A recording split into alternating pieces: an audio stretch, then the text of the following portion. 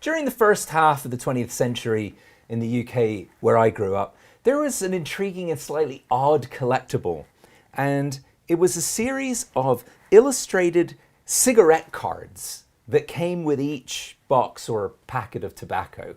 And when I was a little boy, an elderly gentleman gave me his collection. And my favorite by far among them was a series called Romance of the Heavens. And these paintings had been done, all original paintings, in 1928. And they were some visual knowledge and representation of what we imagined contemporary astronomy to be at that time. And among the cards is a spectacular one, and it is titled Canals on Mars. And I love it that this was presented as scientific fact, or at the very least, likelihood. So in the 1920s, we thought that canals on Mars, possibly constructed by some sort of intelligence, was a fact, or at least likely. And I feel that that painting and that idea really illustrates how much our views of the red planet have changed in a relatively short period of time. I totally agree. And what's interesting about that from being an analog astronaut is that I've actually lived in 3 Mars simulations here on Earth. And so the first one, we talked about the high seas habitat.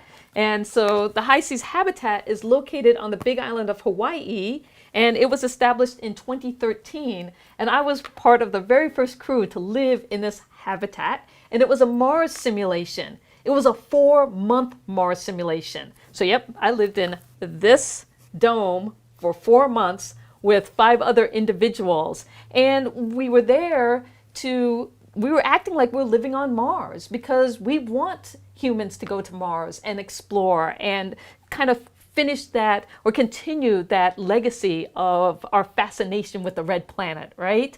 And so when we, as analog astronauts, live in these Mars simulations, we're trying to figure out how humans can survive long duration space flight. So we're talking 2, 3 years, 4 years to Mars. And there are a lot of challenges with that. And so I just recently, Jeff, I went back to the high seas habitat in 2020 with an all-female crew. And so I lived in the high seas habitat, and this was our patch, the Sensoria mission, and just pre-COVID, right before COVID took over. And I want to give you this patch. Oh, thanks. I remember when you were there. I remember the very joyous tweet when you all emerged together. But there was some great footage posted of you living and working together in the habitat. I must say, I think it bodes fairly well for the concept of long-duration spaceflight and also off-world habitats, that you and other analog astronauts have managed to get along so well and really you're paving the way. This is critical research for the future. You're right. We are paving the way for Mars, but actually the real heroes right now are the robotic spacecraft that are on Mars, circling Mars, really laying the groundwork for humans. And one of the people who is, you would call him the robotic master of Mars, would be Rob Manning. He is the chief scientist at the Jet Propulsion Laboratory, and he has spent over 35 years working with robotic spacecraft exploring Mars. And together with Rob, you're going to hear from Rod Pyle, who is an extraordinary science writer and also the editor-in-chief of Ad Astra, which is the National Space Society's official print magazine, a beautiful publication which is published quarterly. And in fact, one of the great perks of membership in the NSS is the subscription that you receive to this award-winning magazine. So if you've been intrigued by some of the topics that we've spoken about so far in A Day in Space, and you'd like to know more about really the nuts and bolts of spaceflight, how it all works, how we got here, where we're going, this is the book for you. Space 2.0 by Rod Pyle. It is a contemporary, meticulously researched, beautifully illustrated, really fascinating work that will make you your own expert on contemporary spaceflight in no time. So now we know you're going to enjoy this talk with Rob Manning and Rod Pyle. It's time for Exploring Mars.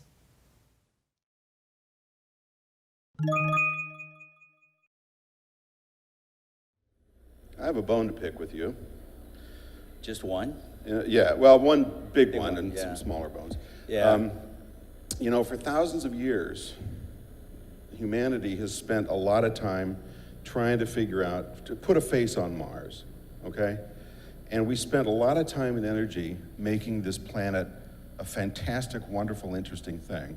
Yeah. Yeah. And then the scientists came along and kind of just messed the it whole all thing. up. Yeah, so. Sorry. So just to sort of frame this, if I may, with your indulgence, on my side, we have heart, we have wit, we have charm, we have charisma, we have a lot of things. And I would sum that up in this quote by Carl Sagan, who's a really wonderful guy. For small creatures such as we, the vastness is bearable only through love. Isn't that nice? Yeah. It kind of gets you right there, doesn't it? Now, on the other side, we have the scientists. Cold, shriveled, calculating. And by the way, he's an engineer, but they're kind of the same thing. Yeah. So for those, we have a quote by Charles Darwin. A scientific man ought to have no wishes, no affections, a mere heart of stone. And I've known Rob for a long time, and he's exactly that. So that's why we're up here today. Actually, he's a warm, wonderful, endearing guy, but for today, he's gonna have a heart of stone for us. So we're here today to talk a little about these two sides of Mars. So I'm just gonna kick off with a little bit of a historical introduction. For a long time, Mars was a deity. So long before we had fire even, people looked up in the sky and they saw this weird red object in the sky, and it looked like a star, except that stars twinkle a little more than planets do. So that was kind of weird. And it moved from night to night, it would be in a different position amongst the starry background. And that confused people, which by the way is where they got the name planets or planetes, which is Latin for wanderer. And then finally, every couple of years, it would do this weird kind of S-shaped pattern in the sky if you watched it day after day after day or night after night, because of the changing alignments of the Earth and Martian orbit. So they knew something was odd about this red star. More remarkably, however, was the color red. So if you're living back in Og the caveman's age and you see the color red in the sky, what does that bring to mind? What associations does that bring to mind? Something you see a lot back in those days. Blood, when some saber-toothed cat would, tear apart your companion and haul them out of the cave. Fire, which is something that had been invented at some point and reminded you of that. And then with those associations came death and mayhem and war and so forth. So Mars generally wasn't a warmly regarded god, but at least he was a god. So we'll just run through a couple here. In Egypt, he was Hardashur, or Horus the Red. He's the one that looks like a falcon with the big red thing on his head. And if you had to carry around a red ball on your head for 5,000 years, you'd be grumpy too. The Babylonians, he was Nergal. That's the guy there on the left with the wings. Just look at him, I rest my case. You know why he's an angry guy. In Greece, he was Ares. And Ares is interesting because the Greeks didn't really worship warfare. They didn't revere warfare the way the Romans later did. To the Greeks, Ares was just kind of a jerk. He was the guy that came to your barbecue and kicked over the table and started hitting on all the women, and he was just a very unpleasant guy. You didn't like Ares much. But he was necessary because you had to have war to protect yourself against the bad guys. But here come the Romans, and they finally name Mars Mars, and they think he's just the greatest thing since sliced bread because what do the Romans want to do? Conquer the Western world. So that made a lot of sense for them. Then in the 1600s, Galileo gets his first telescope, turns it on the heavens, looks at Mars, sees a little disk and says, hold on, this isn't a god, this is a place. This is a place in the heavens. It's another place like Earth, perhaps. And of course, the church immediately said, speak of that again and we'll tie you to a stake somewhere and set you on fire. But he did continue to push his case. And in the mid-1800s, mid to late 1800s, we had Giovanni Schiaparelli. I got that right, Schiaparelli, yeah. Thanks for the Italian menu update. And he came along with a larger telescope and started actually studying Mars, thinking of it as a planet somewhat like Earth. He could see certain features, But remember, he's looking through a telescope. It's a wavering image because the atmosphere moves and flexes and changes. So you're still having trouble seeing much other than a red splotch with some dark spaces on it. But in his mind, these represented possibly forests, it could be oceans, it could be a lot of things. Unfortunately, he started seeing lines on the planet and called them canali, which is Latin for channels, which channels can just be trenches, right? But when English speakers heard canali, they said, oh, canals. Oh, so they're built by people, right? Schiaparelli, being a smart marketer, said, maybe. He didn't deny it, he didn't promote it, he just said maybe.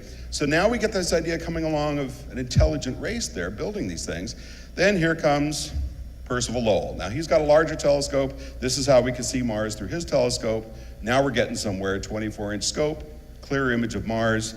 He goes bonkers and he starts drawing canals all over the place. Now it's interesting, if you overlay this with a map of the human retina and the capillaries within that retina, you very quickly see, we think, that because of the lousy coating on his optics, which is essentially none, and they reflected a lot of light, that these guys spent 20 or 30 years mapping the capillaries in their eyes. Fortunately, they're not here anymore, so they don't have to hear that from us. Be that as it may, I contend that they were still painting a very nice picture of a planet where we might have some distant relatives.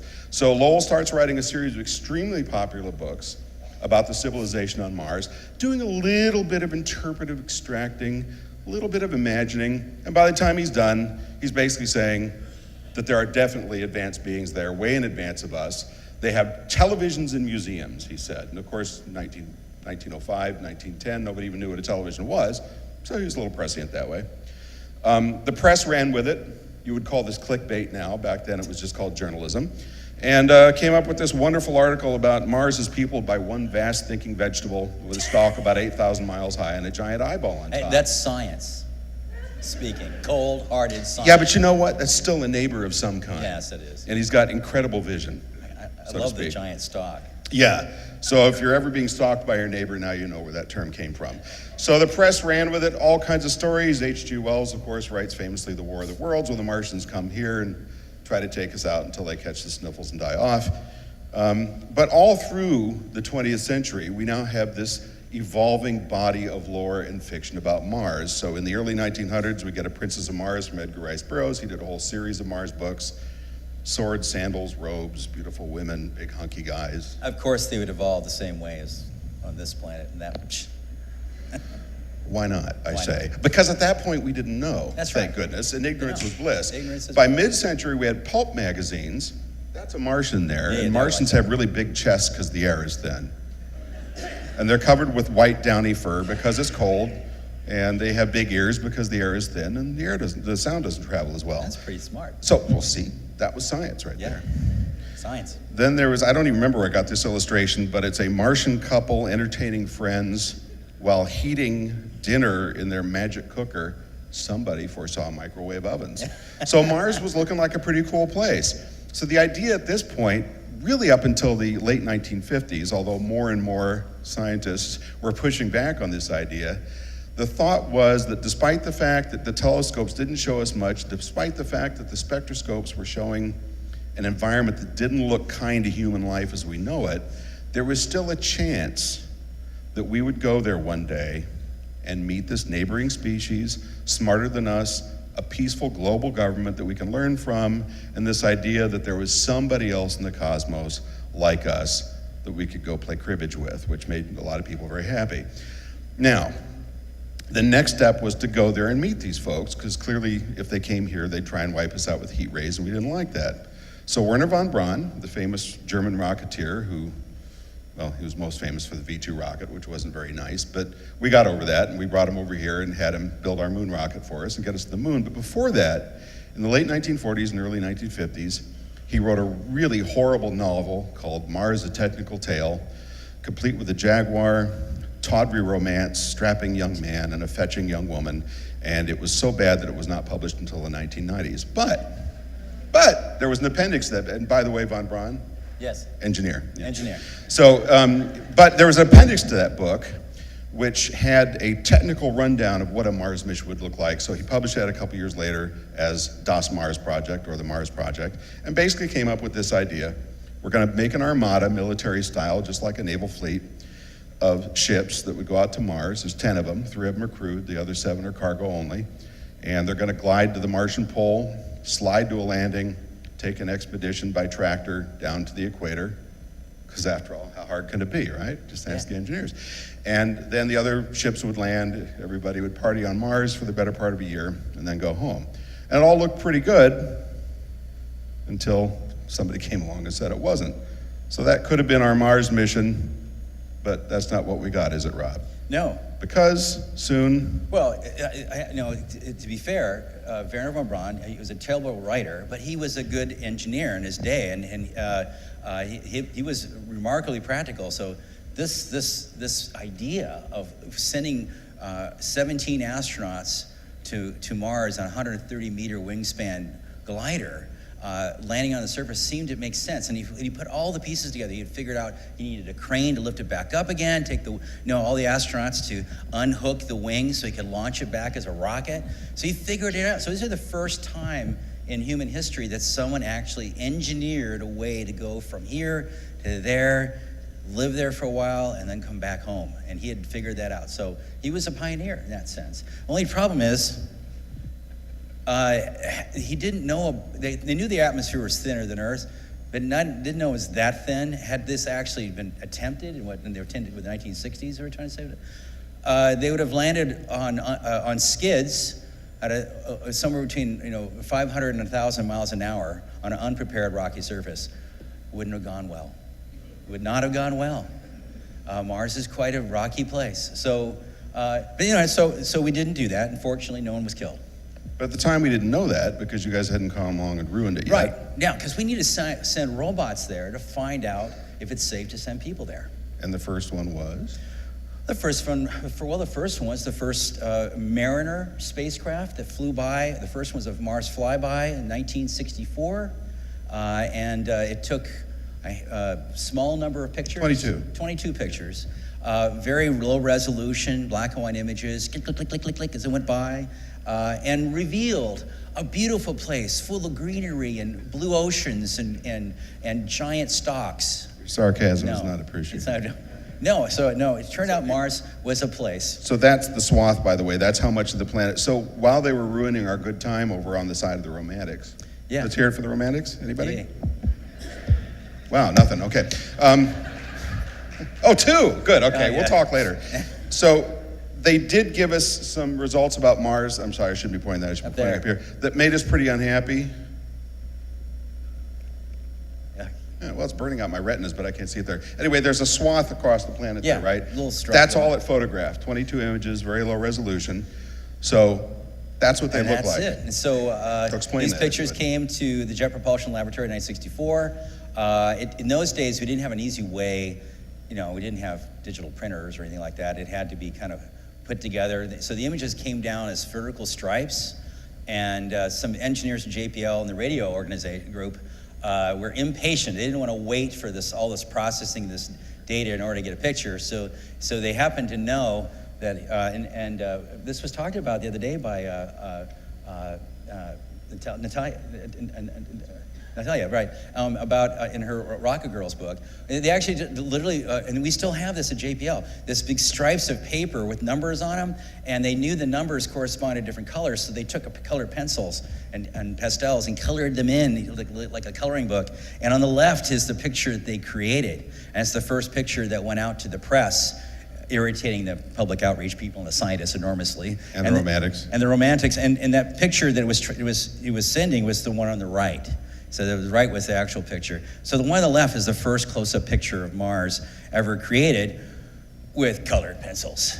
And it still hangs at JPL to this day. But that just, further revealed that, this wasn't, it's kind of funny looking place. It's not that interesting. Well, it's a little unfriendly, isn't That it? time. It Yeah, looks it an looks awful like that, because you go to the next slide. Yeah, look at and that. that looks like the moon, doesn't it? Darn it. Someone painted the moon red. Bunch of craters, dull, lifeless, no canals, nothing.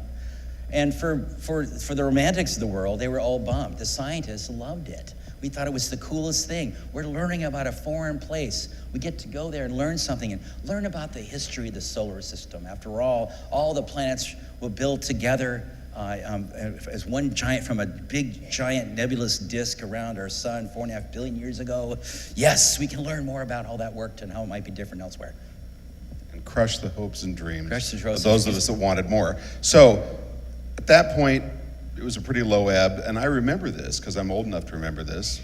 Well, we both are, frankly. Yeah. I was a kid when Mariner 4 flew past the red planet, and up until that point, I was part of that. I was reading a lot of science fiction because I was that kind of kid. And at that point, we were still thinking, there's a chance. They can't prove there aren't canals yet. They can't prove there aren't at least forests. Okay, probably not advanced beings because we're not seeing any radio. We're not getting any I Love Lucy reruns from Mars. That's unfortunate. But maybe there's 8-legged thoats running around like Edgar Rice Burroughs saw. You can't prove it till we get the close-up pictures. That probe went by, kaboom. Our little red planet empire was smashed to red dust. However, science does give back. So 1971, Mariner 9 goes into orbit around the planet. And what happens? You have much improved instrumentation, and you fly right into a dust storm. Yeah. Which looks like this. So you get to Mars, all you see is the top of volcanoes. And it was like that for months, waiting for this dust to clear. It turns out Mars kicks up these global dust storms once in a while, and it's very irritating if you're a solar-powered rover, or if you're looking from outer space, looking down and trying to see the surface, and there's all this dust. And so it took a long time before we started getting pictures. But we did get pictures of this view from orbit, looking at Mars, and like that? yeah, it looked like that. And God, look at that. What's that thing? What is that thing? They don't have those things on the moon. That you won't see many canyons with clearly formed by some sort of liquid. Now Mars did have a liquid, but it was lava rock. Liquid lava. There's lava tubes on Mars. You can see lava flows, but lava looks very different than water. And so, you know what? Maybe there's something else going on here. So I'm losing a little ground, but could that be a canal? Sure. Thank you. Whatever you say. So it's a wandering canal, clearly confused by somebody who's been smoking something that we won't talk about. But it appears to be made by water. So at least the scientists have maybe given us back water, although there were still those arguing that this was wind erosion. Yeah. They weren't clear. They weren't that it might be a volcanic It might be formation. something. Yeah. Then you got this. Oh man, the solar system's largest volcano. It would span, if you plunked it in the middle of the United States, it would go from the Rockies all the way to Iowa. I mean, it's even further. It's a big volcano with a great big caldera in the middle. It's so big that it sticks up above the atmosphere. So it's gonna be a long time before we parachute on that one. It's so big though, and it's much more. In fact, it's very much like the kind of shield volcanoes you will find in the Pacific, like Mauna Kea on Hawaii.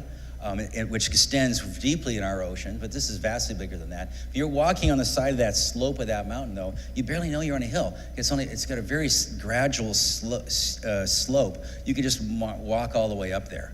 But it was fascinating, and so the question is, wow, where did that come from, and why are they there? Big mystery. Weird planet. Weird planet. But still not the one we wanted, but bit by bit, my side got to claw its way back. So now in 1976, we send the Viking probes. This has been in the planning for a long time.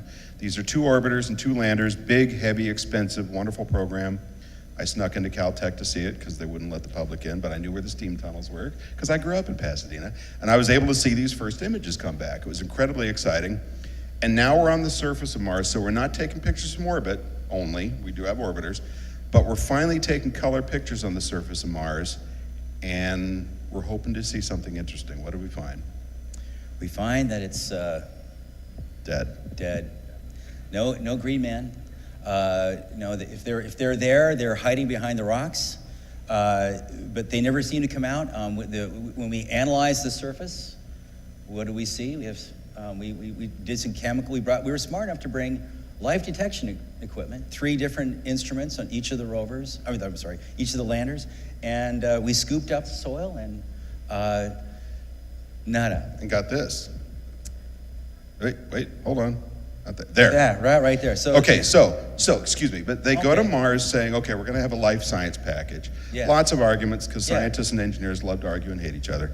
But we want to have some life science experiments. They finally come up with these experiments that are basically predicated on the idea, which, as I recall, Norm Horowitz was not very happy about, which was, he was the chief scientist. The scientist in NASA, yeah. Which was, okay, microbes on Mars will behave like they do on Earth. So if we put this one in some dirt and squirt some chicken soup on it, it'll eat the chicken soup and metabolize, and sterile we'll chicken get soup. microbe farts out the top, and we'll know that there are microbes in there. See, you have to Well, you smell didn't. for, bug farts. Another one was going to just inject just straight water, right? And Yeah, look for, right. These are looking for radioactive residue. They have traces in there. So so most of these experiments showed nothing. However, one called the labeled release experiment, very passionate scientist ran it named Gil Levin, did come up with a result, and that's what you're seeing on the screen right here. Mm-hmm.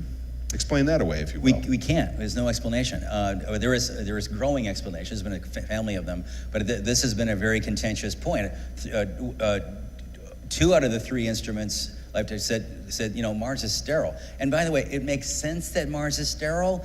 Why? When we get there, you find out there is no oxygen. Why is there oxygen on this planet? Because we have plant life pumping it out every day. If those plants got turned off or were shut down, our oxygen would be gone in just a few years. It wouldn't take that long because oxygen is very reactive. So in fact, what happens is oxygen that's on Mars reacts with the rock, the iron of the rock, and turns it red. That's why it's red. So there is no oxygen, there's no ozone layer, which means the ultraviolet light from the sun comes streaming down. You need, at least these bugs have good sunscreen. They wouldn't be doing very well. And on top of it, there's no magnetic field either. Mars is a little bit smaller. The inside of Mars doesn't have the big churning iron core that we have. So there's no magnetic field, which is like a force field. Like that in Star Trek, there's a force field. Earth has her own force field. Of course I know. Yes. So yeah, you wrote for it. Yeah, you put the force field in there. No, because I'm a geek and I watched everything. Okay. Go ahead. So Earth has this force field. The force field blocks particles from the sun, from deep space, the cosmic rays that come from black holes and rotating black holes and quasars and pulsars around the. So did you know that those things stream through your body right now? And where are they coming from? They come from a squirting, spinning black hole at the center of some of the galaxy, and it's coming right into you right now through this room as we speak. However, there's not much of them because much of them have been deflected. On Mars, there's a lot more of them. There's a lot more particles from the sun. It's bad for living things, unless you live underground. If you're 12 inches underground or a couple feet underground, you're okay. But if you're on the surface, it's not a good place to be. So you're making me feel all warm inside with this discussion about galactic particles. So basically what we've done is traded a planet covered with canals and critters and people for rust, is what you're saying. For rust, For rusted rocks. An old, rusty old planet. Thank you. By the way, I will point out, this is Viking from overhead. That little radial sweep you see is how far its manipulator arm could go. So for all the life science they're doing, the samples were in an area about the size of a small runner carpet in your hall. Yeah, the Yeah. best coffee table. So a Yeah. little extrapolation at work there, but I'll give you that. So, the orbiters in the 70s take this picture of a region called Cydonia, and by golly, what does it look like? Looks like my Aunt Maud with no hair when she had her wig off. And it was kind of hard to explain away, and people got very excited, and all of us will make extrapolations because we want to see certain things. And it's pareidolia is the word I was trying to remember. Yeah. The human desire to put things into familiar form, especially to form human faces, is kind of a tribal trait we have. So it's why when you're at the airport looking at the sea of faces of people you don't know, you see somebody that looks like the person you're looking for, mom, dad, your brother, whatever, and suddenly a little bing, you get this little opioid squirt in your head, and it's saying, oh, you recognize this person. And I recognized Aunt Maud right away. So how did the ancient Martian civilizations know about Aunt Maud? Through magic telescopes. Yeah, magic. So yeah, it does look like Aunt Maud. But it doesn't look like that in reality. The amazing thing about the brain is that we like making space. You can still see Aunt Maud in this picture. This is a high-res image of Aunt Maud. Maud looked like that later. Yeah, so she's got a little older at times, So she's the real suffering. view of this hill is that our brains are good at making things, and so many people said, Rob, there's got to be something real going on here. That, certainly there'd be ancient civilizations, and the great thing about Mars, it's like an ancient museum. The rocks. If you see a rock, if you're on Mars, next time you go to Mars, look at this, check this out. When you go there, kick a rock over. That rock, chances are that rock has been sitting in that position, waiting for you to kick it over for millions, if not good fractions of a billion years in that position. That's how ancient this is. You try to do this on this planet. That rock that you kicked over on your hike out in the prairie, probably was put there at best, latest, a few thousand years ago. That's for really old ones. Most likely much sooner than that, because we have rain, erosion, and plate tectonics. On Mars, all that stuff has come to a halt. It sometimes snows, and on Mars during certain times of the year, but generally speaking, Mars has been this wonderful rock museum for a very long period of time. The only thing that really moves things around are these meteors that come along and slam into the surface of Mars and throw up some more rocks that you can kick over when you're ready, when you go. So you're not selling me on a very exciting planet yet. However, just to bring things up a notch, they sat around for 20 years and didn't look at Mars at all. So we were able to sit back and fantasize about Aunt Maud and why she was on Mars. I think we bored people, with a dead red planet. Well, I think you kind of ran out of gas with Viking and Apollo, right? Yeah. Viking was very expensive, and the nation had other things to do. This is a good time maybe to build a space station and a space shuttle to get to it, and that's what NASA did. And it was really expensive. But after that, Yeah. 1997, NASA came back with Mars Pathfinder, and here I will tip my hat to you because that was your mission. Yeah. And it's a very big deal. So why Yeah. don't you walk them through it? We got a little movie here. So We'll show the dynamics of it. We didn't have much money, so we were given the budget of a major motion picture to come up with a low-cost way to land on Mars.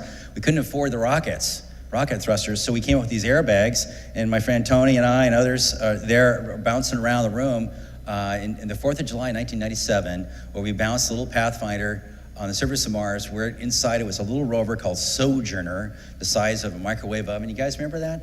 That was, it's starting to be, that's 20 years ago. Whew, oh my God.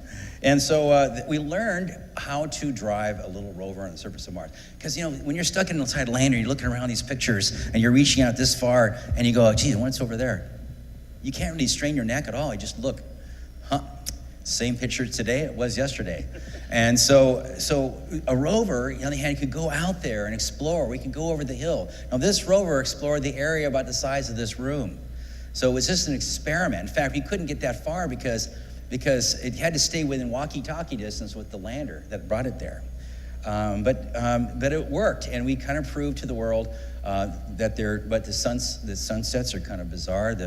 The sky turns, instead of turning red, it turns a little purple, and the kind of a bluish sun actually at times.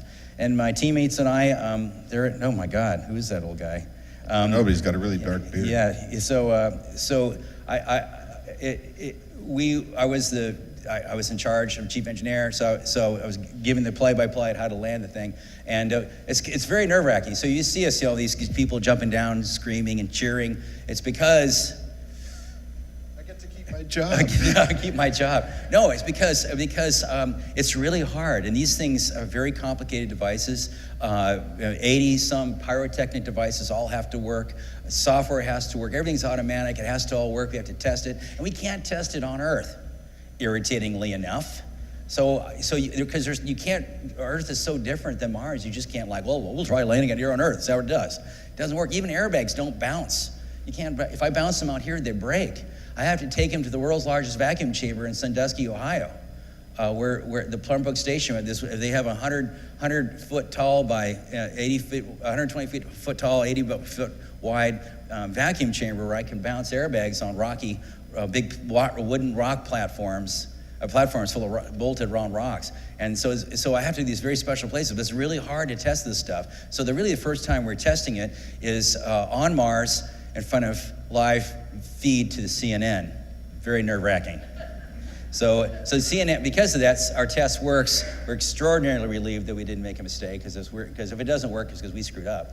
And so the CNN gets to capture us, in tears, in relief.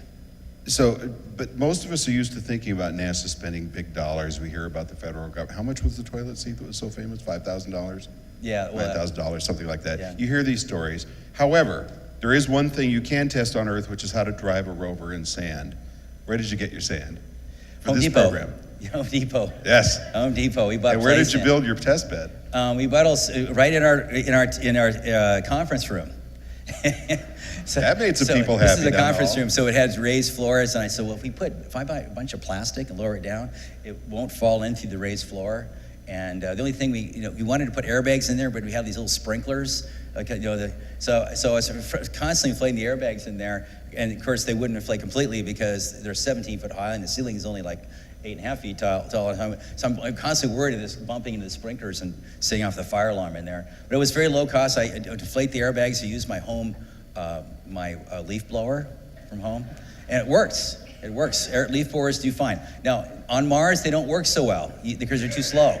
You need to inflate them in about a quarter of a second. And so our airbags are inflated in a quarter of a second. By the way, the airbags fit in here, they'd fit in here, but they're 17 feet high, and the whole thing bounces. In fact, it was designed to bounce over a 9-story, 10-story building.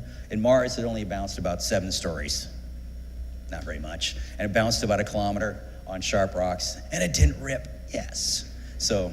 And that's rocket science. So this is what Pathfinder looked like deployed. So once it landed and bounced around for a while, the airbags deflated and retracted. Then you have the center spacecraft structure with the pedals that come down, and the rover drove off and did amazing stuff. Yeah, and it lasted for 3 months. And we didn't learn a lot about Mars because it was a low-budget mission. It was less the cost of a major motion picture, which we were proud of. But on the other hand, we realized that this was, because we were trying to see, is it possible to do a low-cost mission? And we proved that yes, and was it possible to do robotics, mobile missions? Yes, it was. We just have to instrument it and make it a little bit bigger. The one thing I learned about our little rover on Mars driving around, when you're driving around Mars and you're only this high off the ground, rocks that are this big are really scary. And so the rover's constantly in fear of big rocks and had a hard time getting around. So we said, it needs to be a little bigger. Maybe the size of a coffee table as opposed to the size of a microwave oven. So that's what we kept thinking after that.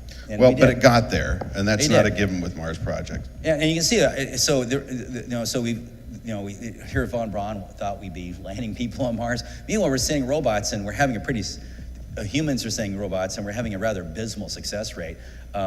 Still, even to this day, only 50% of Mars landers actually work. Yeah, good news. I need wood. So far, so good for me. Yeah, my team and I have done. Ours are the blue ones. The red ones have failed. The most recent was the Europeans' Schiaparelli lander that landed in October or November of 2016, a couple years ago. It didn't do so well. It crashed. By the way, it wasn't just they didn't do a stupid thing. But it was a very subtle design feature that many of us wouldn't even thought about. In fact, their failure, we were like, oh my gosh, we didn't think about that either. How come we haven't failed yet? We got lucky. Oh, good. Oh, shoot. So that's how we learn, by the way. Because it's not that much that we make mistakes, and we do make mistakes. All humans make mistakes. It's just that it's bloody hard not to make a mistake. That's the problem. Well, and if I could just step back a couple of decades, we're talking about the success rate being low. Let's contextualize that on a nationalistic basis. Yeah. So since 1960, the Soviet Union we had a space race going on, right? So we were aiming for the moon, they were aiming for the moon with people, but we were both also aiming all over the solar system with robots. So NASA would build and launch these things in pairs because it's smarter to launch them in pairs than singly, especially then, because robots weren't that reliable. Yeah. The Soviets were hurling these things out like baseball pitches, seemingly like every 3 weeks. So they've been trying for Mars since 1962. 62. And as of now, the score is 0. Let's see, 1, 2, 3, 0. Yeah. They I mean, there's a point something. They did have one lander that Right, transmitted for but 30 they seconds. were very successful at Venus, which is Yes. also a But very Mars is different still world. 0. Yeah. Mars is 0. Venus, they did pretty good. And they're, in fact, they're the ones that have landers that survive this intense pressures and heat and sulfuric acid atmosphere to make it super Venus. So I give them they got to give them a nod to Venus there. Yeah, that's why Aunt Maud isn't on Venus. That's right. So we're going to milk this one forever. So then that rover was so exceptionally successful at 250 million? 150. Less than a movie. The flight vehicle, not including the rocket, is $150 million. Yeah, so less than a movie Titanic, as you like to call Yeah. that. So it was. So we actually had a Mars failure, Mars Polar Lander. It was one of these faster, better, cheaper missions, very much like Pathfinder, but it was just a little bit too tight, and so they turned. To save money, they didn't use a radio to communicate like we were doing it for Pathfinder. So they turned the radio off, and the expectation is after it landed, it would turn the radio back on. And so I'm in the control room. This team, I was in charge of the design, but I was kind of looking over and kind of being an advisor to them. And we're staying there, okay, looking through now. We have no data, so all we know that it's turned its radio off, and it should be going through its entry, descent, landing sequence, and it's supposed to land, and it's turned its antenna toward Earth and beam back a signal. So we know exactly what time that signal is supposed to be back. So we're watching the countdown clock, 5, 4, 3, and we're looking for. We had radio there's a little frequency analyzer looking for the tone of the carrier signal. A single tone coming back. Ready. 3, 2, 1. 2, 3, 4, 5. Okay, working in Pathfinder, I knew that if the signal doesn't show up when you plan it, it's not going to come back in 10 minutes. It may not come back for hours. It may not ever come back. I'm there behind the glass window, and the people who are operating on the other side of the glass, and all these cameramen on the side. I'm going to throw up. So I'm against the glass. I went. So I sneak out and go home, and I throw up. We've never heard from it again. We've got terabytes of image data taken from high resolution camera in orbit in that whole area, and I can't find the damn thing. It's there somewhere. I shouldn't say that. The dang thing. It's there somewhere. I know it. We aimed for Mars, and it's I don't know what happened to it. So we have many theories of about 18 failures.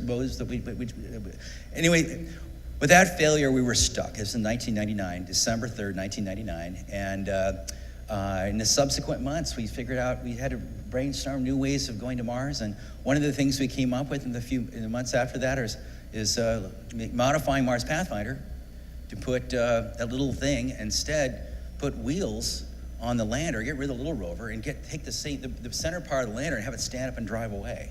And that's what this is. This is a tetrahedral-shaped rover. It doesn't look that way, but the reason it looks like a fly, a little bit with the solar panels, if you fold it all up and bring the wheels in like this, it becomes a triangle, a pyramid that fits inside those pedals you saw in Pathfinder. So it's exactly the same size as Pathfinder, except it's got wheels, and it can take off. So we said, let's build this. Let's do this and launch this in 2003. Now, something you need to know about Mars, and if you ever become astronauts, some of you, are any of you future Mars astronauts, raise your hand. 1, 2, 3. Okay, you can volunteer. You can go. Yeah, good. Yeah, a bunch of, okay, you need to know that if you miss the bus to Mars, you have to wait 26 months. The launch windows are 2.5 weeks long, and if you miss that window, you have to wait 26 months. Why is that? Because you can leave Earth anytime you want and go around the sun to get to Mars orbit. But Mars may not be there when you get there. Details. So you have to wait for Mars to come all the way around 26 months later to come back around again, so they meet up in the journey. And so that's why it takes so long. So that means if you can't be late. So we had 2003, they gave us a chance to build 2 of these things, and guess what? We launched them both 3 weeks apart, just very either side of the window, and they are landed 3 weeks apart, and they both work, Spirit and Opportunity rovers. In fact, Opportunity rovers, one of those is still working today as we speak every single day on Mars. 14 years later. Yeah, so And 30 miles? Is that the fist bump you're talking about? Oh, yeah. I'm on the phone with my mom. Oh, actually, no, my mom and my wife. They're back to my house, and I'm just talking. They're like screaming. So we were just getting our pictures back. It was a great. Your wife's saying, "Yay, the hard part's Yay, over. Yes, you can come home now finally." Yeah, and then guess what we find? So these are roving geologists. So, we're not looking for life. That's what Viking did.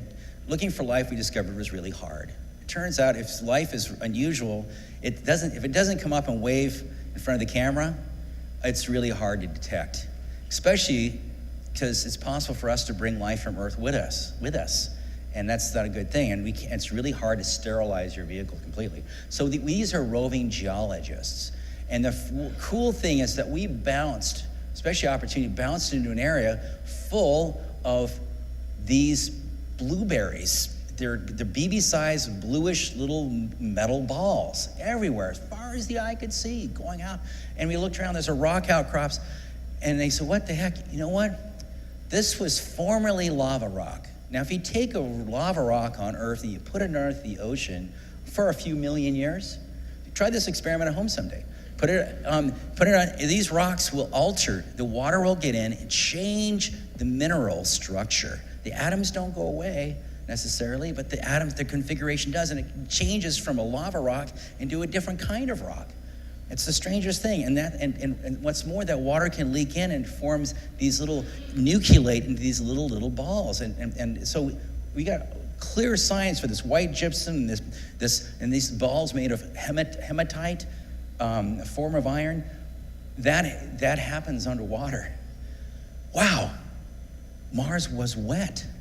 Mars was wet for a long time, but how long ago? Well, clearly from the layers we were at, it happened a very long time ago, 3.5 billion years, only 1 billion years after the dawn of the solar system. Back when Earth was actually not a very habitable place, by the way. I wasn't here then, but I can tell you, it was not a great place. There was lava. There was no oxygen. Actually, no oxygen in the air to breathe. It was very noxious. But Mars may even look something like this, Rod. Well, I can see archaeologists in the far distant future that come from some other planet to Earth and go to an air gun or a pellet gun shooting range, and try the same calisthenics you just went through to explain all those little pellets, which look an awful lot like BBs to me, but you go ahead and knock yourself out. But you did give us water, which I appreciate. So now those of us who care about a living Mars get to see this vision, which is Mars a very long time ago, possibly a distant future, which is a wet, watery Mars where life could possibly be present. However, we're not quite there yet. No. So what these smart guys at NASA did, and I'll give you that, you're very smart, they designed the next mission, which was not going to look for life, but it was going to look for a habitable planet in the past. Yeah, so the question is, so just because there's water doesn't mean it's good for life. But I still want my canals. Oh, look at those guys. Yeah, just want to point that out. They might have been there. Okay, here you go. So one way to go to Mars is, one thing you need to do is you maybe want to send a laboratory that actually does chemistry on your samples that you take from the surface of Mars and find out whether life was habitable, whether Mars is habitable for life. It wasn't too acid, it wasn't too salty. If all the ingredients were there, then maybe, or life as we know it, by the way, I'm being rather parochial here, life as we understand it on this planet could have lived on Mars. Single cell organisms, is that possible? We don't know. So we came up with this idea. In fact, this idea of lowering the rover up, my friends and I came up with it back around 2000, to be honest with you, a long time ago. And we worked on it, and gradually we learned that this was actually the least unsatisfactory way to land on Mars. Yeah, so in our world, there's no best. It's just the one that's got the least cons and the most pros, right? So we landed on wheels. Really cool. And it worked. We basically the idea of a helicopter mode, lowering it down. We landed us, and we had a great day on August 5th, 2012. In the evening, we were very relieved. You can see us there emotionally. Again, this is my fourth land, actually fifth, include the one that vanished, landing, and my fourth mission that I helped develop. I was the chief engineer for Curiosity, and it was a very emotional experience for us because we worked so hard trying to find all the mistakes we made. And the thing is, people look and says, well, NASA institution, of course it's going to work. How could it go wrong? You got to be kidding me. We're finding major design flaws or issues we had to fix even in the days and hours leading up to landing on our missions. It's bloody skin of our teeth.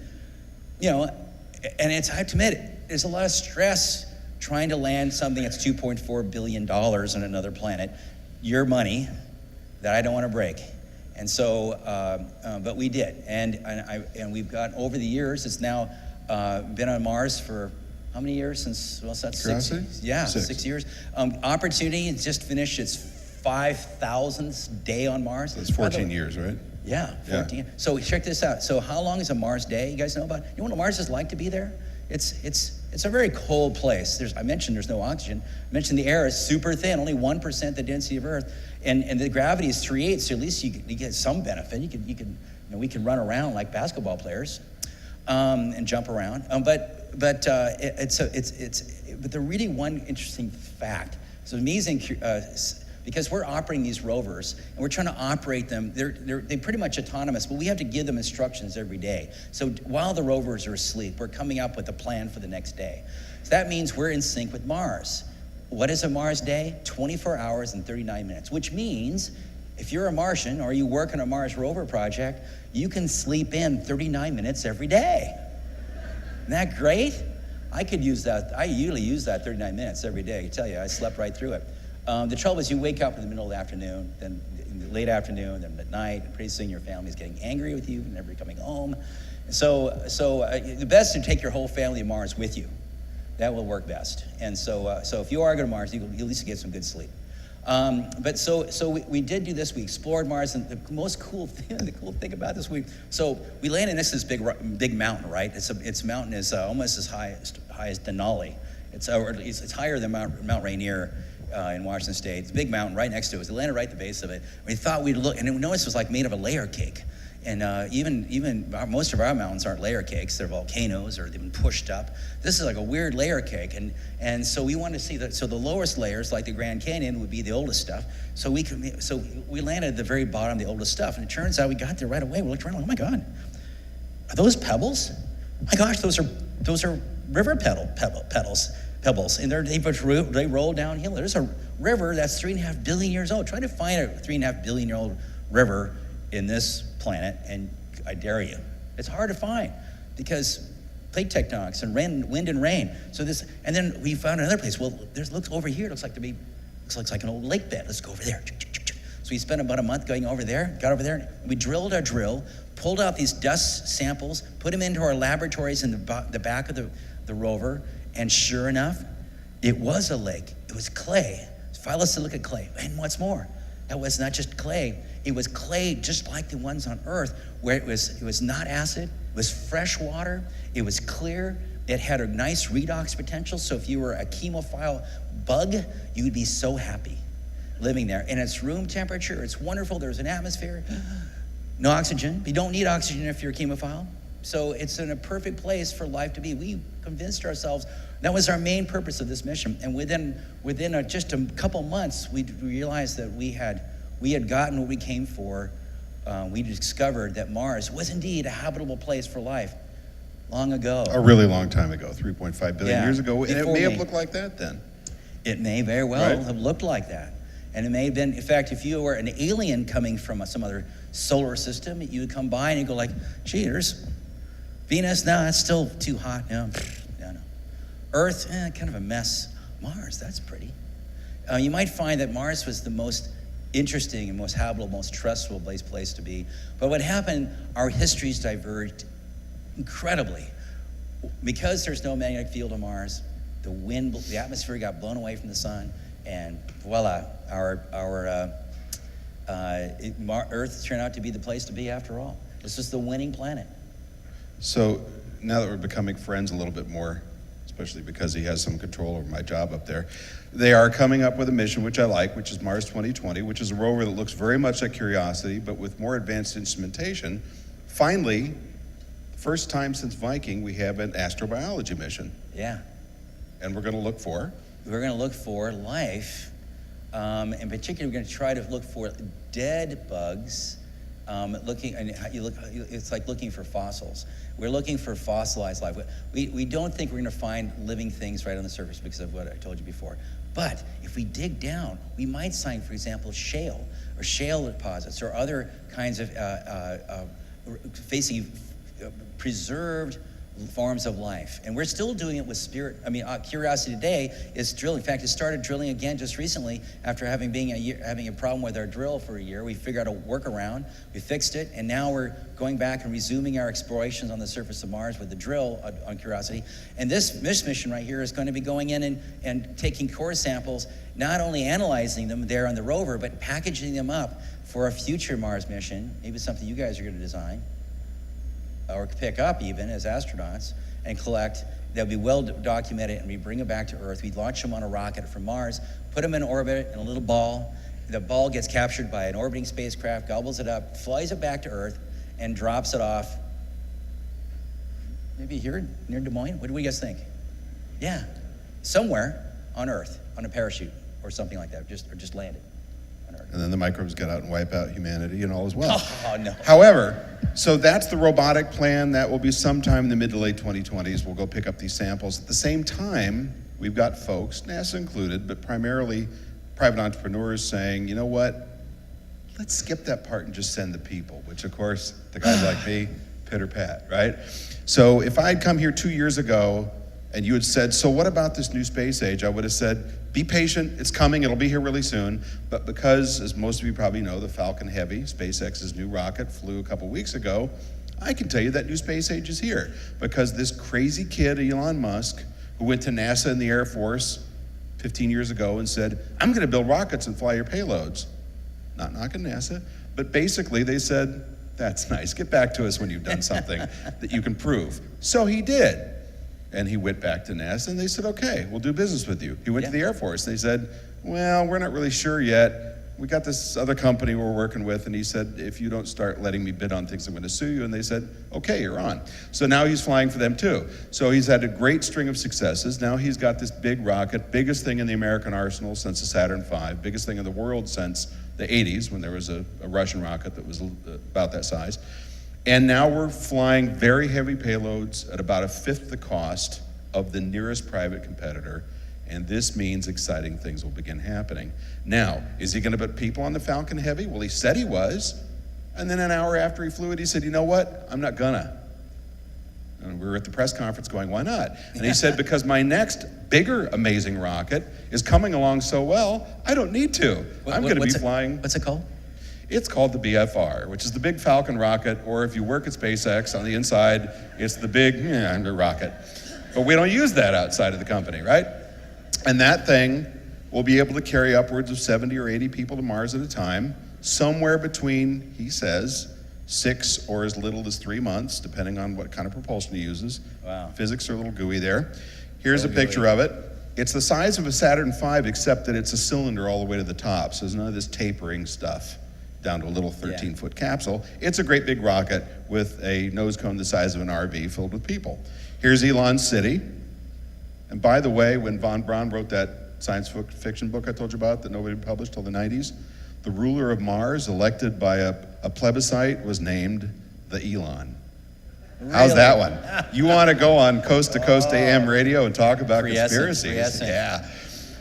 So one of the things that program will do, or probably before that, the Mars 2020 rover is going to do, is go up and look and see what kind of resources we can get from the Martian atmosphere. Yes. To make it easier to stay there and come back. It's not just samples. And build cities like that's right, because we have an experiment on board our vehicle, which is actually going to, use Mars' atmosphere to create, to take apart the CO2 and use it for good. And which is an experiment, because eventually we have scale. You need large, big ones to take the CO2, break it apart, and use the oxygen. Then you also need big pickaxes and shovels and caterpillars to tear apart the ice that's there. We found lots of big chunks of ice. If you break the ice up and melt it and boil it, and you can make it nice, clean water to drink. And so it's possible. Mars actually has resources to survive. It's just a lot of work. So you're going to send machines up there to drive around exploring, people to swing pickaxes and break up the ice? Pretty much it. Yeah. Okay, good. Yeah, so there's our city, which is not too far away from what I wanted, which is that. Yeah. Of course, they got our pyramids. You got to have your pyramids. So it looks to me... those canals would freeze and boil away. Pretty hard. I was just starting to like you. Yeah, sorry. Yeah. However, all that said, I think when all is said and done, we need each other. We need each other. Okay, so I think- art and science can coexist, Art and is that science what you're can saying? coexist. Yes, we can. Cheers. Bring it in, big man. Oh, man. Okay.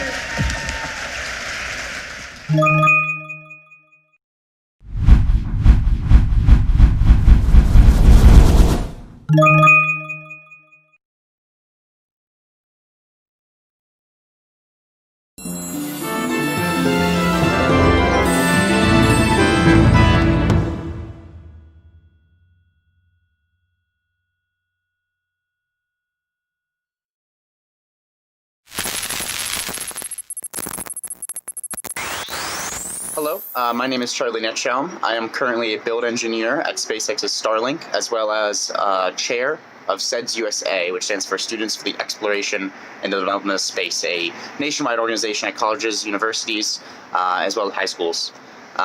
Space exploration is important to me because probably three primary reasons. The first being, I think, the most obvious, the technology it brings and the betterment of society for a lot of what the space does, including GPS, weather satellites, I mean, the list goes on. Second is more of like a Elon Musk kind of answer. End of the world. It's very hard to stop an asteroid's momentum from hitting Earth, and really there are things lingering that can happen that we really have no control of, and the only possible solution is coming off this planet and trying to civilize another one, which is incredibly exciting. The third, I'd say, and it's a little more of a niche answer, is the ability of space to bring together a group of people. I mean, not even just within one country, but around the world. I mean, there's not really many industries where you can look up and see it. I mean, every child wonders what's out there. What are those stars? How do they work? Can we go there? And I think it's a very unifying industry, and that is why space exploration is important to me.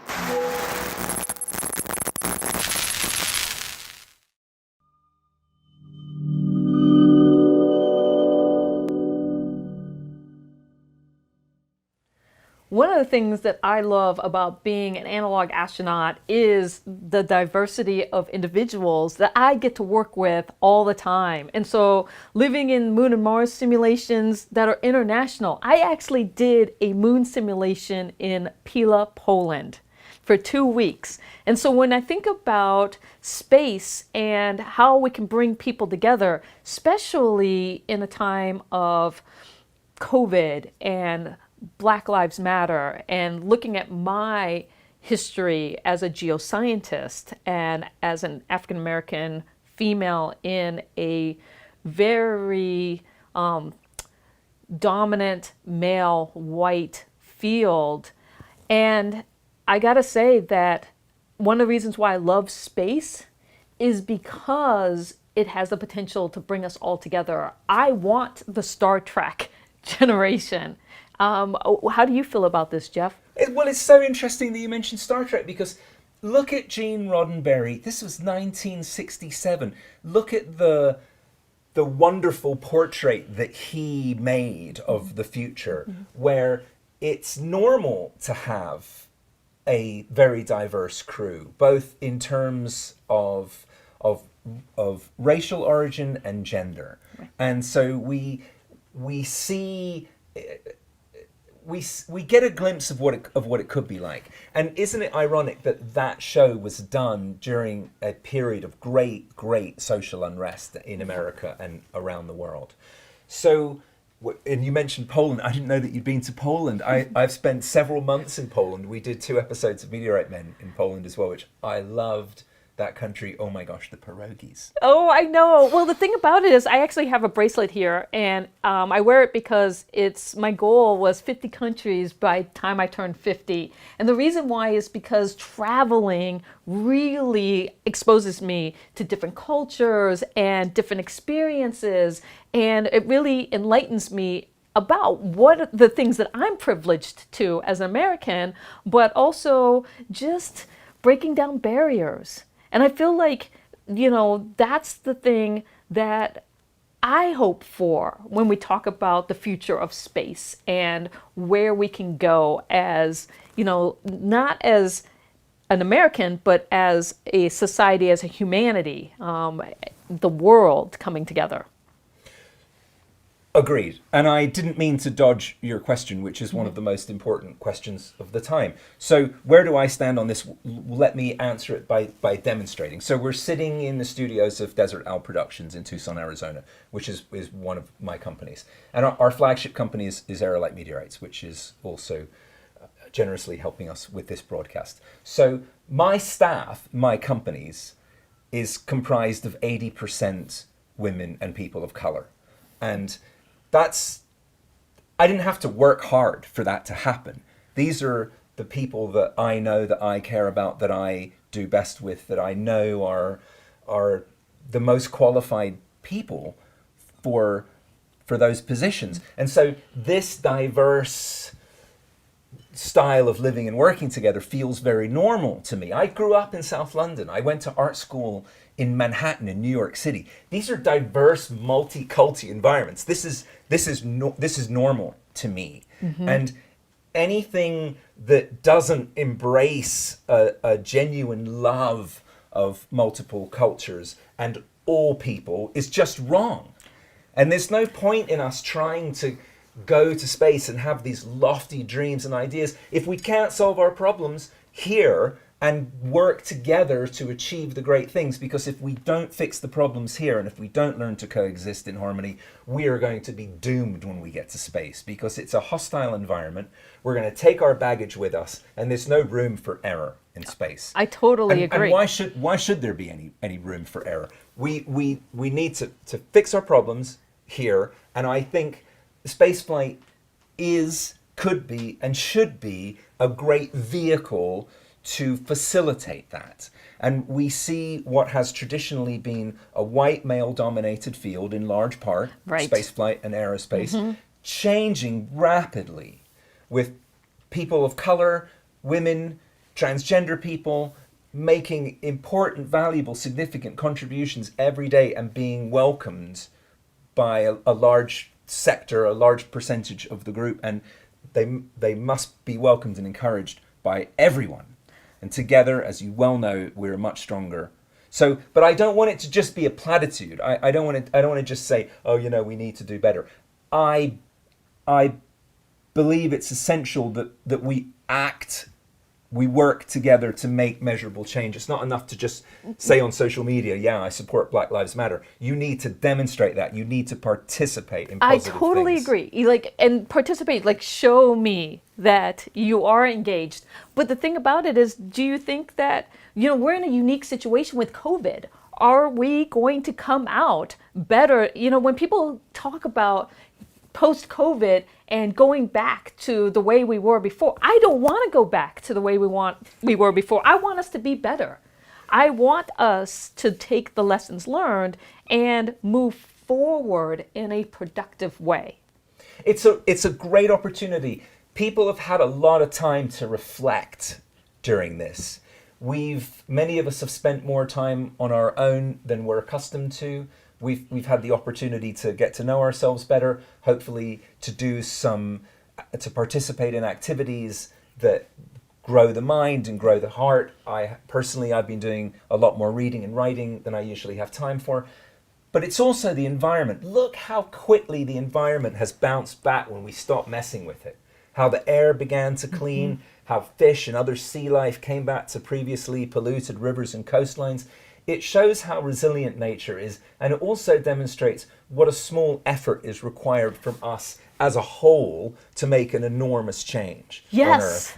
And this is an opportunity that we should build on, and the lessons learned can help us in space exploration. Absolutely. I mean, that's the Holy Grail. And to think about how we can do the hard work now of being better, self-reflecting, paying attention to, when Black Lives Matters, that's about people in pain coming together and expressing that. And if you were to ask me, you look at just 5 years ago or 10 years ago, what's happening now, just because the voice was there, we were shouting it out, but no action was taken. And so now I feel like people are listening. And I'm so like hopeful for the future if we can continue the momentum and the conversation, and especially when it comes to space and space exploration, really think about that Star Trek generation and, just and equitable and just, diverse and inclusive and all the things that that means in space. Well, diversity and inclusion in space are topics that are very near and dear to the heart of our next speaker, a very admirable gentleman, a close friend and valued colleague of mine. Carlton Johnson was a colonel in the United States Air Force. He served with great distinction in the military, and he is now the chairman of the Board of Governors of the National Space Society, and he has been one of the very inspiring voices in the NSS for change and growth and modernization. And I think everyone is going to really enjoy the message that he has. Carlton Johnson, over to you. Hello, my name is Colonel Carlton Johnson, United States Air Force retired, and I am the chairman of the National Space Society's Board of Governors. Welcome to A Day in Space. I'd like to have a very important conversation with you, and I'd like to start off that conversation by way of a story. I hope the story will provide context and set the stage for our ongoing dialogue. I have the distinct opportunity and privilege to be selected to succeed Mr. Hugh Downs as the chairman of the Board of Governors back in 2019. That year, I went to ISCC as the first time in my new role as the chairman. Wanted to make sure that I did a lot of outreach, and I wanted to try to talk to as many people as I could to get to know them better, get to know people in the society better, but also to communicate the great things that were happening within our organization. I chanced upon this one individual, and he was off to the side, just standing by himself. And so I engaged. I went up and I introduced myself. I said, "Hi, my name's Carlton Johnson." And we got to talking. And he, in the scope of our conversation, said, "So what are you here for? What do you do?" And I said, "Well, I am the chairman of the Board of Governors for the National Space Society." And he looked, he paused. It was a very strange pause. And he glanced at me. I said, Is there something wrong? So he just looked me up and down for a second, and he said, "You're the chair. How did you become chairman?" Well, that was not a question I expected to hear. So I answered, "Well, I became chairman by way of the board of directors inviting me and voting on me to become the chairman." And there you go. So he looked again and he said, "You're the first Black chairman the NSS has had, right?" I went, "Yes, I am." And then we talked about that for a bit, and he just congratulated me on the role, and he eventually went off. Now, I'll tell you, that conversation stuck with me. I mean, literally stuck with me for the rest of the day. And I wasn't really sure how I felt about it. The one thing that did come clear to me was that we have a very long way to go when it comes to this issue of diversity and inclusion, and not only the business sector and what's happening in America, but in the space marketplace. That conversation, when you reflect back on it, why was it strange? Well, number one, it seemed that it was atypical for someone of color to be in that senior of a position. Shouldn't be, but at least to that individual it was. At least that was what came across to me. The second thing is, because it's seen as a one-off, people question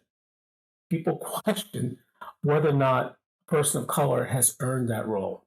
Now, once again, are we reading into the conversation? Maybe, but it's not the first time that's happened. So I would submit to you that it serves as a good baseline to go forward with the rest of this conversation about diversity in space. And in particular, the end state that we're working to come to out of this conversation should be, what are some things that we can do differently to improve diversity for all the right reasons? Let's take a pause, and I want to have a conversation with you about the marketplace writ large and some of the things that I have seen within the marketplace that communicate, at least to me, that diversity is not commonplace. It is not commonplace. And that presents both a challenge and an opportunity for us to do some things better. So, example number one, when I say that the marketplace lacks diversity, how do I know it's a problem? Well, number one, here's one example. There is a lack of diversity when it comes to people being in significant levels of leadership within the aerospace and space marketplace. Here's a vignette. I happened to go to a major conference, and this major conference had many of the bigs there, many of the big aerospace and or defense organizations, and it included a lot of the mid-size businesses. About 100 people were in the room. I know that because I happened to look at the attendee roster. Now, when I walked into the room, here's what I saw. There were approximately 5 women. Now, it wasn't approximate, there were exactly 5 women who were representatives of the companies in the room, seated. And then there was one person who looked like me, and that was me. So out of a demographic of 100 people, you can just do the math. Now, is that atypical? Is that a one-off? I would submit to you that I go to a lot of conferences, so that's not the first time I've seen that. And sad to say, for a little while, it became so commonplace that even I just kind of accepted it without really thinking about it. It was just the way it was. But it doesn't have to be that way. So that's one of the things that tells me that we have some work to do. Number 2, let's talk about this thing that people don't like to talk about, institutional racism. Now, when you look at institutional racism, that's the creation of barriers that, once in place, limit equal opportunities and equal treatment for people of other demographics. Now, is this prevalent in the space marketplace? Well, I would tell you, let's look at some examples that are out there. One of which is the conference that I talked about. You know, looking at the people that were in the room who had a seat at the table who could be of significant strategic influence. What are the barriers that prevented others from getting there? I'll give you something that actually happened to me. And again, it's not that it was done maliciously or implicitly, but it was part of just the way things work. As I was looking to join the Air Force as a young person, and in order to get into the Air Force, you have to take this particular test. It's the Air Force Officers Qualification. Air Force.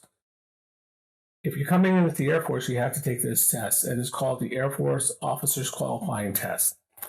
Now, in this particular test, there are problem sets that look at spatial orientation, and these tests are looking to gauge how well you can become, what are your skills to become a pilot. For me, growing up in inner city, I wasn't exposed in my educational process to a lot of those things. And because I didn't have that background, that test was extremely hard for me the first couple of times I took it, until my father decided that he really wanted me to go into the Air Force, wanted to support me. And so he got me involved out of his pocket. He had to dig deep on that one. He got me into pilot training, and this is non-Air Force related pilot training, civilian pilot training. And once I got that experience, the spatial orientation stuff made so much more sense. It was crystal clear. But there was an institutional barrier in the inner city schools, whereas some of my compatriots who were in my university class, they, for some strange reason, had access to that material and did phenomenally well in the test. So it wasn't necessarily a matter of aptitude, it was a matter of being exposed to the right information. Those are some of the barriers that exist out there. And when we look at this from grooming the next generation, these are some of the things we have to look at. in short, to summarize this piece about institutional racism, when you consider people of color, a lot of times in the various industries, they are at significant experience disadvantages. And these disadvantages that they have flow from generation and to generation. And they cross many different lanes. How people make decisions, how they manage their finances, how they groom themselves for certain opportunities. And so we have to identify what those are within this particular marketplace and make sure that those are eliminated so that we can get that rich culture of people up into the marketplace and make the marketplace better. And number three, I would submit that I consider that we do have a problem because just as we've seen from the recent events that have happened across the nation when it comes to diversity or lack of diversity and racial injustice, there is a lack of awareness with regards to the diversity challenges that we are having in the marketplace. Until recently, people didn't even want to have the conversation for whatever reason. But now is the time to have that conversation. And if we choose not to, we're going to ignore the problem. Those are just three things off the top of my head that tell me we have a challenge with diversity in the space marketplace. Now, I'm the kind of person who doesn't just like to throw out problems. I like to throw out ideas and solutions. So let me ask and answer the question, what are some things that we can do about this problem? Number one, and I strongly believe this, we have to view and embrace diversity as an enabler. In particular to the space conversation, we have to view it as an enabler for space development and advancing humanity throughout the solar system. When we look at the next, we're not there yet, but we're getting there, the first cislunar habitat, or the lunar surface environment where we would have either a base station or a colony, or even go further out into Mars and beyond. What does that look like from a diversity perspective? What demographic do you want to have out there and why? And what does that give you? When you take 10 people who think and act the same way, chances are you're going to get a limited set of creative ideas to take you to the next level. Now you start to infuse into that set diversity of thought, diversity of background, diversity of experience. And all of a sudden, the magic starts to happen, people. The magic starts to happen because now you're looking at creative ideas and innovative ideas that normally you wouldn't have thought of until you had that infusion. When we look at diversity in terms of the space market, it can help us think differently and more creatively about some of the problems we're going to face when we get out there, and then do the right things to solve those problems so we can thrive and operate in the space environment, which is extremely hostile. So we need to take our best ideas with us. Number two, in terms of what we can do about it, I think that there has to be a return on investment for the things we do in space or Earth-based problems. So I believe that we need to take a very hard look at the Earth-based challenges that we are having today, especially when it comes to this issue of racial inequality, racial injustice, diversity, and inclusion. And we have to leverage the space marketplace to be part of that conversation and once again become an enabler for change in this case. Case in point, now I'm going to ask you a question. I'm going to put you on the spot a little bit. Normally I don't like to do this, but I'm going to do it today just because this is an important conversation and it's worth saying. I want you to take out a quick piece of paper. You got it? Good. And I want you to right now think of and write down the top 5 aerospace companies that you know very quickly. I'll help you. Number 1, Lockheed, Boeing, Northrop Grumman, SpaceX, Blue Origin. Probably going more. Now, let's take a deep breath. I want you to pause for a second.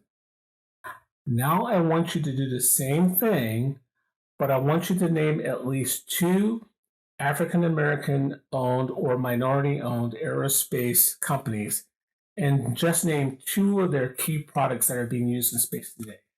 I'll wait. Okay, I'm not going to do that to you. I will tell you that when I challenged myself with that question, I was aghast. I could not, for the life of me, tell you who I could name two aerospace companies that were minority owned, African American owned, let alone minority owned. I couldn't tell you the product forms that they had. I can tell you what some of the other bigs have, but I couldn't tell you that. And that shocked me. What does that tell me? Either there aren't enough of them out there to be significantly or statistically important enough to remember, which I hope is not the case, or maybe I and we need to do a better job of finding who those are and then bringing them to the table to have a seat at the table to be part of that overall conversation. We need to be looking at bringing those, again, diverse ideas, diverse backgrounds to this conversation and enable them to be part of the solution. Number three, again, what can we do about it? Number three, we need to take what we learned from these things I just discussed, and we need to identify what we want to see changed in the aerospace and space environment today, so that the mistakes that we have made here on Mother Earth, we do not take those same mistakes out there when we go out there. And while we are out there, while we are going from low Earth orbit to cislunar, to the lunar surface, to the point between the moon and Mars, and then to Mars, and then throughout the solar system, as we're looking at stepping throughout each of those pathways, the things that we learn out there that are the best of the best in terms of diversity and inclusion and how we want to bring those things to help make us better, we have to bring those things back here to Earth. We have to teach what we learned there and make it better. We have to do that because we have an obligation, we have a responsibility to solve the challenges here by what we learn out there. Now, everything I've said so far, that's a pretty heavy lift. When we talk about diversity in space, the National Space Society is one of the most important organizations that you can be part of because we as an organization have the opportunity to be a leader in this conversation, as we are the preeminent voice regarding all things space settlement in the world today. We are. It is undisputed. So how can you help? Number one, I'm going to ask you to do the following. You need to become exceptional students towards becoming knowledgeable about and understanding these issues that we've been talking about for the last few minutes. In particular, you need to put your lens on and calibrate your aperture towards how those things impact space today, like right now. For example, one of the things that the National Space Society is going to look at and is going to continue to have a conversation about, what are some of the policies and procedures we need to have out on space settlements? When it comes to diversity and inclusion, how do we need to calibrate those policies that are, to be better than what we have today? When we talk about collaboration, multinational collaboration, what are the things that we can learn from past experiences and bring those to that table? So when we're making the plans for space development for the various pathways I mentioned between low Earth orbit and intrasolar locations, we want to set the governance structures to make sure that diversity is part of that. In order to do that, you got to understand the problem. And this is why I believe, number one, you have to be exceptional students of the problem. The second thing, I wholeheartedly believe this too. It's great to have a conversation. It's extraordinary to have a conversation because at least you're talking. It's better if you have a conversation and then you engage. And so I'm going to ask you to get engaged and to become part of this conversation, especially when it comes to addressing social injustice, enabling inclusion, and improving race relations here on Earth today. And I want you to, once again, because we're space advocates, because we're space professionals, I want you to navigate that lens and aperture towards how you can do that within this particular demographic, within the space business. So I want you to engage in the conversation, become a valuable contributor to it, take the things that you learn from that extensive education you're going to garner, and then use what you can today to become part of the solution to the social injustice you're seeing happening today. And thirdly, I want you to bring your really great ideas and, more importantly, your solutions and your voice, people, to the table. Help us as a team make things better across the board, especially once again when it comes to space development and expanding human settlements throughout the solar system, because that's our core business. That's what we're looking to do. We need you. We need you to be part of that solution and to help us solve things today. Because if we don't solve the things today, when we go out there, we're going to take the problems with us. And that's failure upon launch. And we're not going to do that, because in the name, or in the with respect to, if you will, Gene Kranz, failure's not an option when it comes to this. I'd like to end my commentary today with a quote and a vignette from one of my favorite shows. And it just happens to be a show that talks about space settlement, a show called Babylon 5. And there was a scene when one of the commanders of the Babylon station was being interviewed by a reporter. And the reporter commented, Commander, there have been 5 Babylon stations. 1 through 3 were destroyed in some type of situation. Number 4 disappeared without a trace. And now there's Babylon 5. Why Babylon 5? And the commander got this very dramatic, contemplative look. And he said, if you ask 20 people the same question, you'll get 50 different responses. And they'll all be different. Differing views. But if you ask 20 people this question, you'll get the same answer. And the question is, will the sun die out one day? And the answer is yes. When the sun dies out, we're not just going to lose the Earth. We're going to lose Marilyn Monroe. We're going to lose Jimi Hendrix.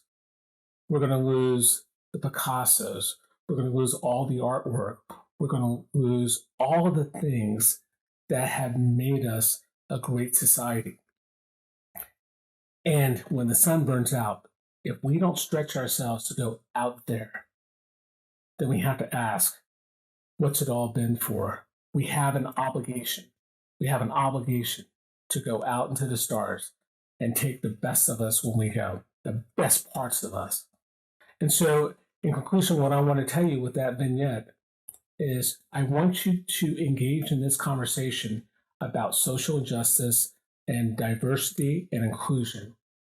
I want you to be part of that conversation, bring your ideas, your thoughts to the table, and I want you to help us to become the best, most diverse spacefaring force, spacefaring organization that we can be.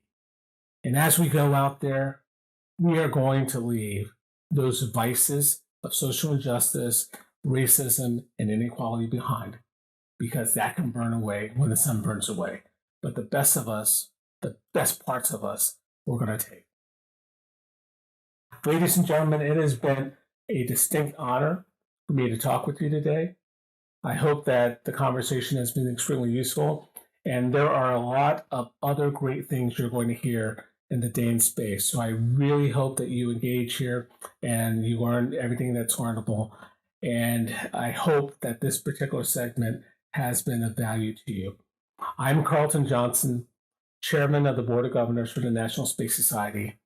See you on the high frontier and Ad Astra.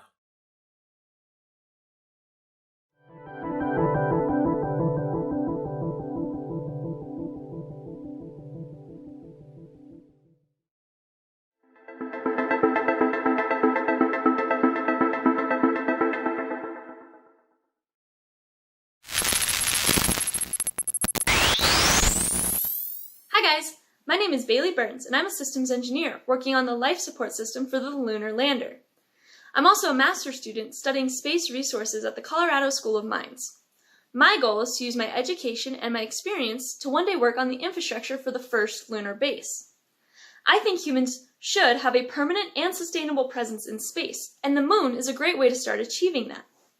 Keeping humans alive in the harsh environment of space is difficult, especially when all the resources we need have to be launched from down here on Earth. I want to use my mechanical and systems engineering background to solve this big picture problem, while also using my education in space resources to design a base that utilizes the resources that are already on the moon before we have to rely on Earth. And I know it has to be a good design, because my ultimate goal is to one day live in the base I designed on the moon. While I'm completely humbled and excited to be contributing to the aerospace industry down here on the ground, my real dream is to be part of the action up in space, helping us to pioneer the next chapter for our species. So I guess I'll see you guys on the moon.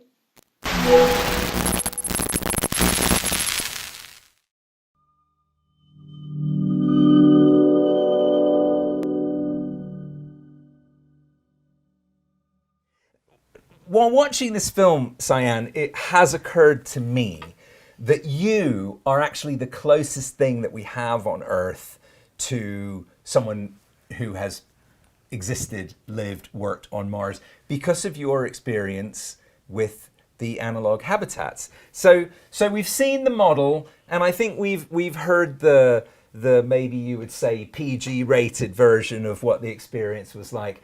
I find it particularly relevant, not just for spaceflight, for the exciting and innovative period of spaceflight that we are currently enjoying, but because the world is experiencing the COVID pandemic. So this is a time that we can learn lessons from analog astronauts, from people like yourself who have spent a long time in confined environments, figuring out how to get along well with others. So do you have some secrets that you can impart to us? Yeah, it's a good point that you bring up, because during this stressful time of COVID, we're actually all, to some extent, analog astronauts. We're all confined to our houses or wherever we are, with limited amounts of time being able to go out. And if we do, we have to have our face mask. And living in the high seas habitat was the same way to some extent.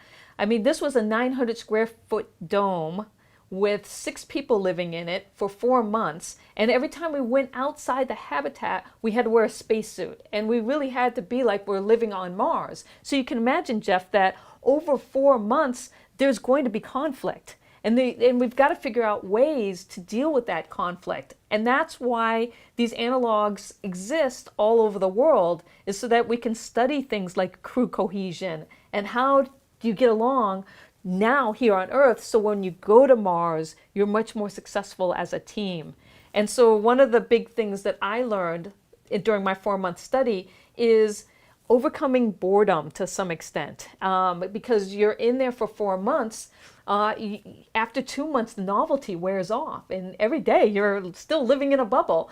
And so how do you keep yourself engaged and creative and active during that time?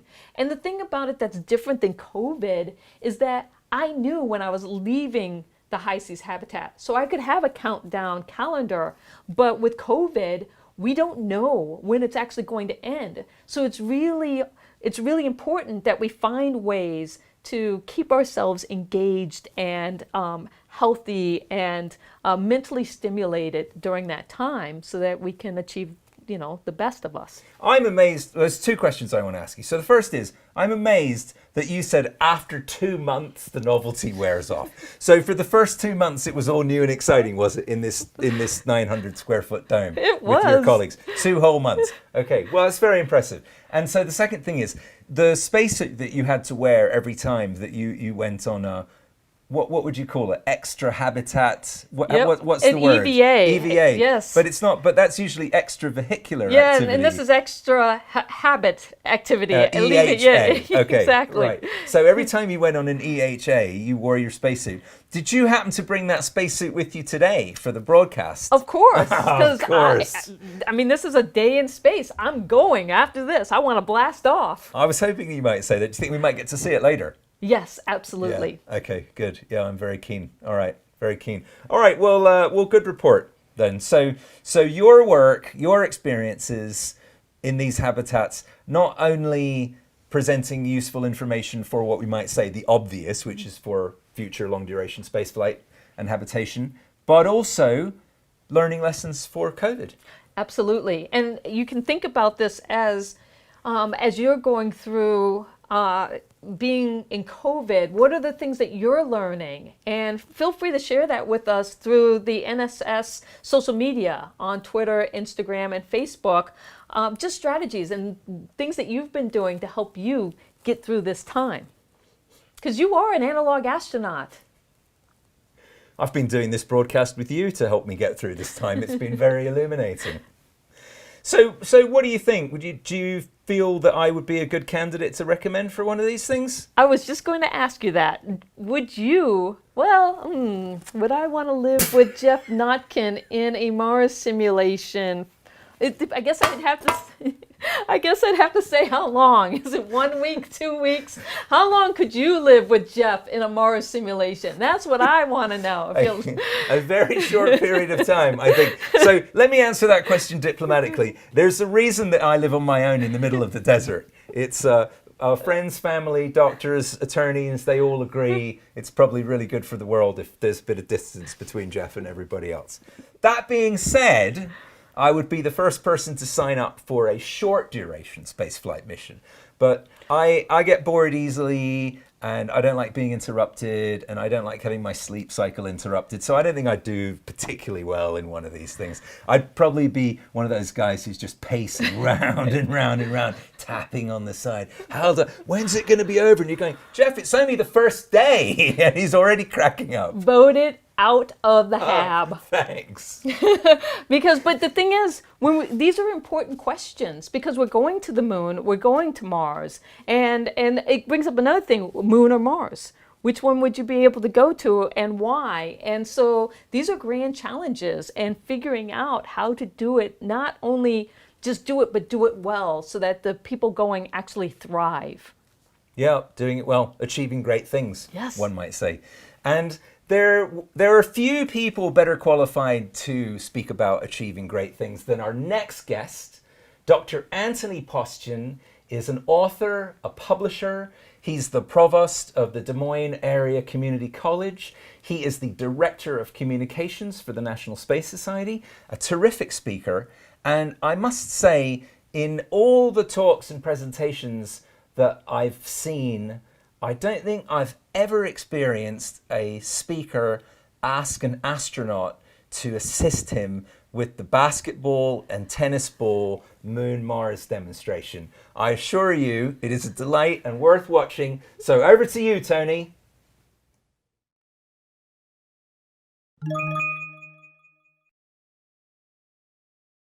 I want you to imagine a machine.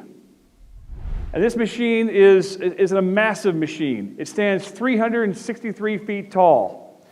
This machine weighs over 6.5 million pounds. It's got over 3 million parts.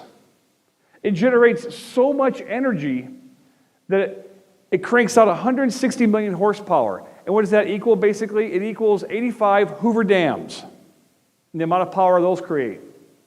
In fact, at full speed, when it hits top speed, it's traveling and booking over 6,000 miles per hour, which is, in essence, greater than Mach 8, 8 times the speed of sound.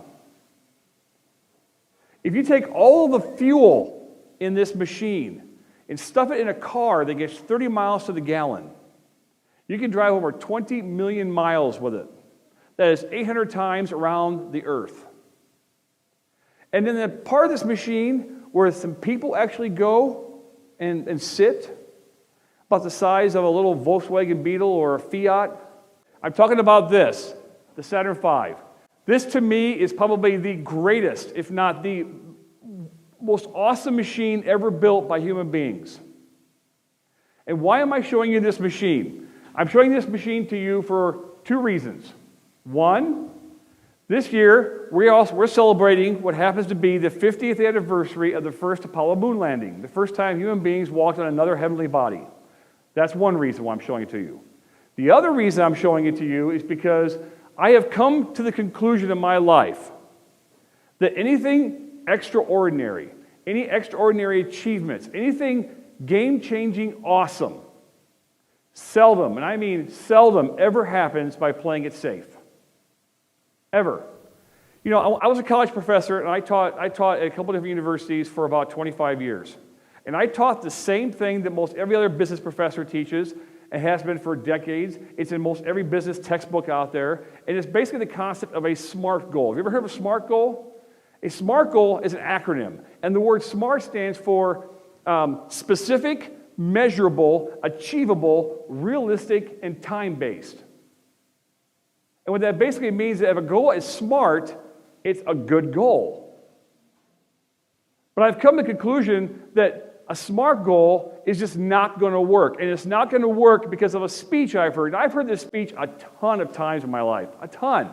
But for whatever reason, one particular day, I heard this speech and something clicked. Here's part of the speech I heard. But why, some say, the moon? Why choose this as our goal? And they may well ask, why climb the highest mountain? Why, 35 years ago, fly the Atlantic? Why does Rice play Texas? We choose to go to the moon. We choose to go to the moon.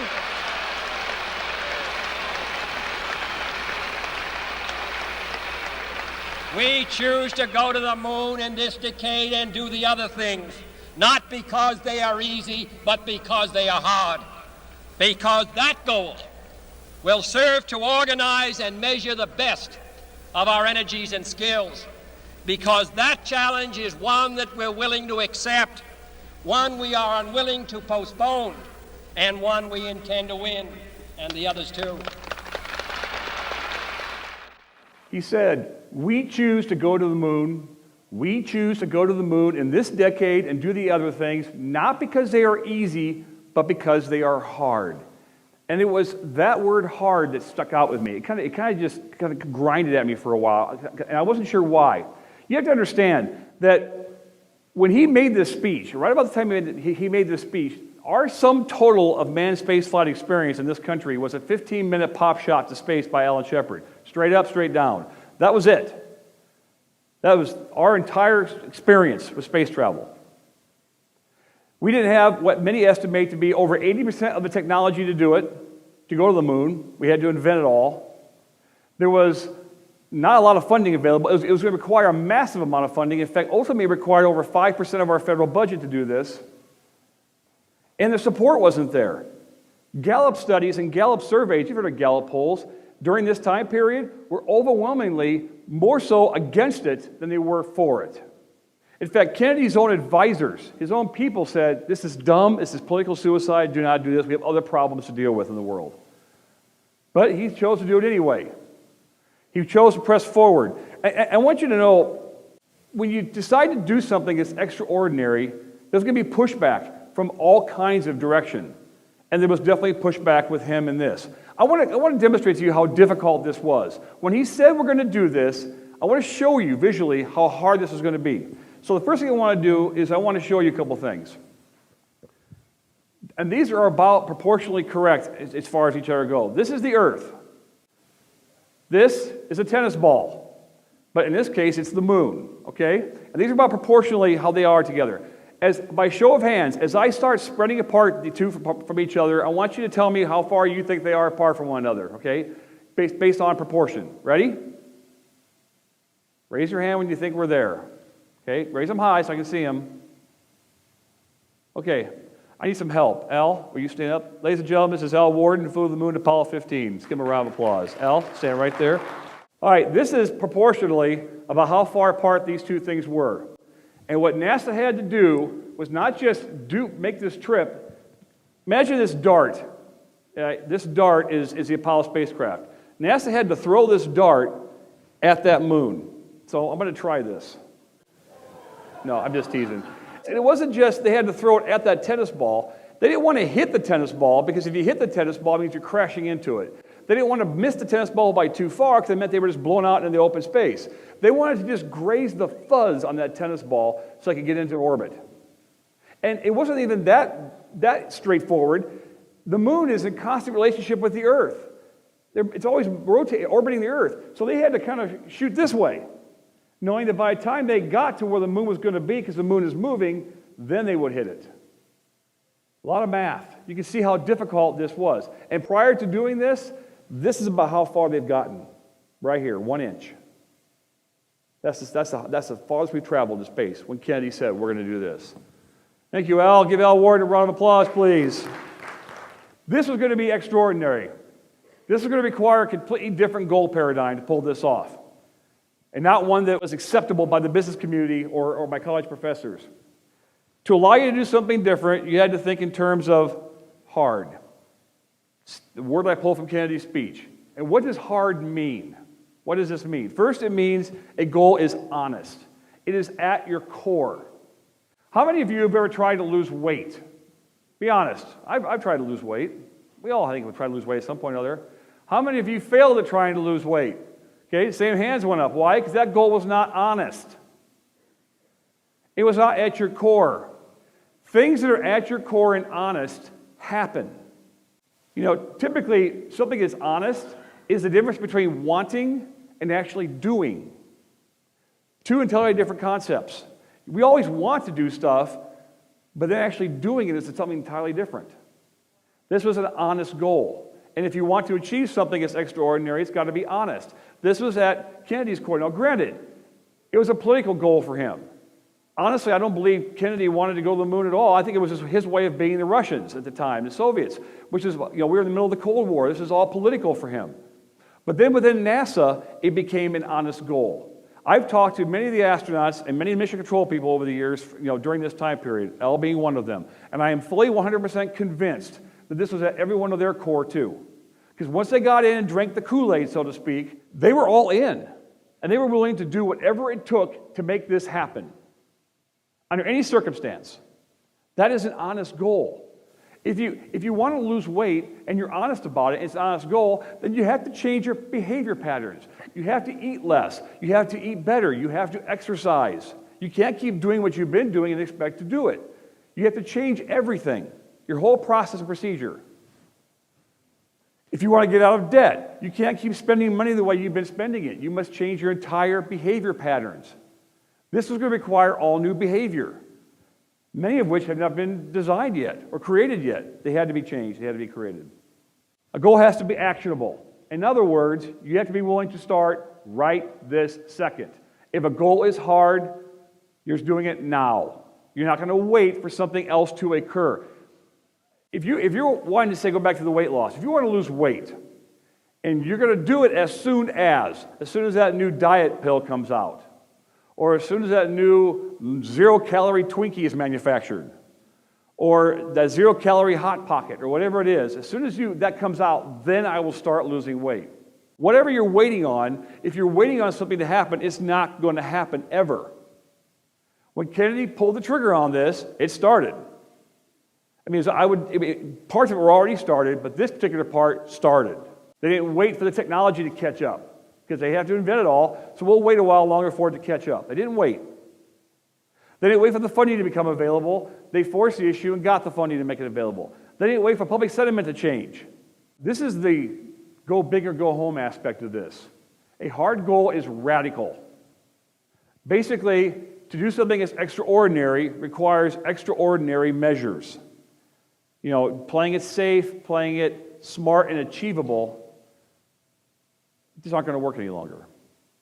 I want to kind of build on this a little bit. I want you to understand how radical this was. At the time we did this, if you look at the time we did this, at the peak of this program, there were over 400,000 people involved in this program. If you look at the 1969 employment census numbers in this country, 1 in every 150 people in this country were in some way part of this. of the workforce. That is how massive this was, how incredibly over the top it was. They had to conduct an incredible amount of imagineering and creativity to make this happen, because they had to invent everything. They had no idea how to do this. Nobody did. But let me tell you how the impact this had on our country. And this is the part that people do not understand about something great and extraordinary.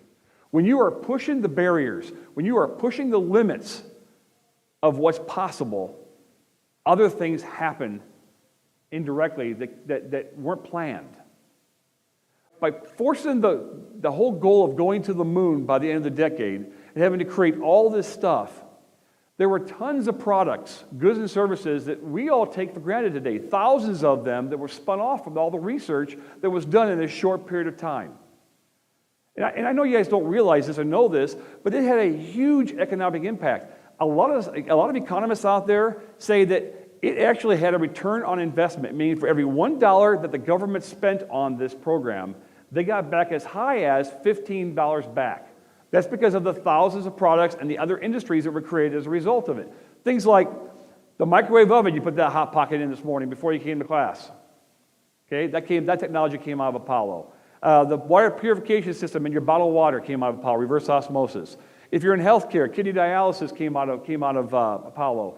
CAT scan machines, MRI machines came out of Apollo. Intel was spun off out of Apollo. Can you imagine our country today without Intel and all the chips it generates and cranks out for our smartphones and everything else? And the list goes on, thousands of them. It had a huge economic impact in this country that nobody has a clue about. But that's what happens when you are being radical, when you are pushing the bar a big direction another way. Because when you're pushing that bar, you're creating something that's new and exciting and different, you cannot help but create other opportunities for people. You cannot help but open doors that were never even conceived of being open before. And the most amazing thing about this to me is that this was all being done with the power of the human mind. The internet did not exist during this time. Pocket calculators, little calculators did not exist at this time. Digital calculators did not exist. PCs didn't exist. They all had to use their minds. They used these slide rules, these little mechanical analog calculators, I call them, they're just like plastic things that slid and you did your math on a slide rule. And they used their brain and pencils and paper. It's amazing. And the computers they did have were massive. Computers that filled rooms this size that had like no real power. Your smartphone is hundreds of thousands of times more powerful than that computer that you had. They did what they had to do to make it work, though, and they used what they had to use to make it work. It did not matter. They were being radical. They were pushing the envelope. They were going to make it happen no matter what. Radical means doing what other people are not willing to do. I want you to keep that in the back of your mind, because if you're doing a hard goal and you're being radical, you are now doing things others are just not willing to do. It's either too hard, too big of a challenge, not enough support, whatever the case might be, they're not willing to do it, but you are. And that is part of the big reason why you will be successful. I've talked to people about this. I was just talking to Elle about this a little bit ago. Whenever I hear anybody say, oh, we didn't go to the moon, it's a whole thing's a big hoax, and so on and so forth, aside from the 400 reasons I can give you, well, that's a false statement, totally false statement. Honestly, to me, when it comes to this, it doesn't matter. Whether we actually got there or not is irrelevant to me, because the process of doing this, the process of trying to achieve a hard goal is how we got all the stuff we have today. This is the detail part. This is the part where you've got to have it be specific, it's got to be measurable, and it's got to be time-based. Because details matter. Most of you probably know that we lost a crew of astronauts at Apollo 1. They were doing a simple test, a routine test on the pad. They were sitting there in the capsule, all sealed in, doing some communication stuff, plugs out test, and there was a malfunction. Basically, there was a short that caused a fire that basically killed the astronauts. A simple, minor detail that could have been fixed had it not been overlooked. Details matter. And so when people say don't bother me with the details, they do matter. And I will tell you this too. When Kennedy set this goal at 8.5 years, because he said by the end of the decade it's 8.5 years, I am convinced to this day, had he said something a little more palatable to people, we'll do this by the end of the century, 38.5 years, we would have never achieved it. because too many things would have changed. And because of that, public sentiment would have gotten worse probably over time. Politicians would have less appetite for it.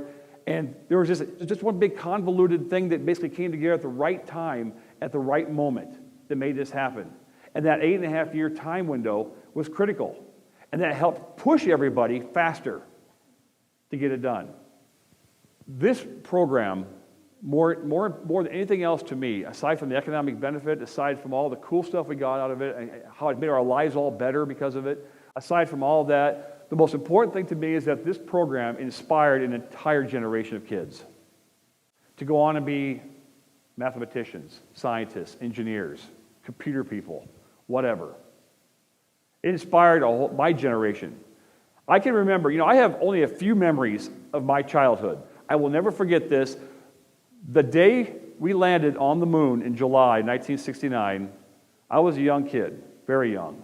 But I do remember sitting there in my grandma's house, in front of a black and white big console television, watching it. And I remember after watching that happen, I can remember shortly thereafter going outside and looking up at the moon and thinking to myself, there are people up there. And it changed my life. And if you talk to my parents, they will tell you all kinds of bad stories about how I did things probably I shouldn't have because I was really wanting to be an astronaut. And I then went to school, and I did things that I did because I wanted to go down this road. I did not achieve that, no. But I got a great education as a result of it. It opened up all kinds of doors for me that I wouldn't have had otherwise. And that's what pushing yourself towards a hard goal does. Whether you actually achieve it or not, the process of getting there opens up other doors, other windows for you to climb in and walk through. I want to end with this. Despite all this coolness that you're seeing what's happening today with SpaceX and Blue Origin and Virgin Galactic and all these private entities who are doing things, despite all this, it comes nowhere near this. It doesn't. And the impact this has had on our country and all of our lives, whether you know it or not. History can teach us things, but you got to take the time to learn from history and look back at history and see what lessons you can learn from that history. Let me ask you a question. And I'm going to ask you this question. I want you to think about this as you go through the rest of your lives.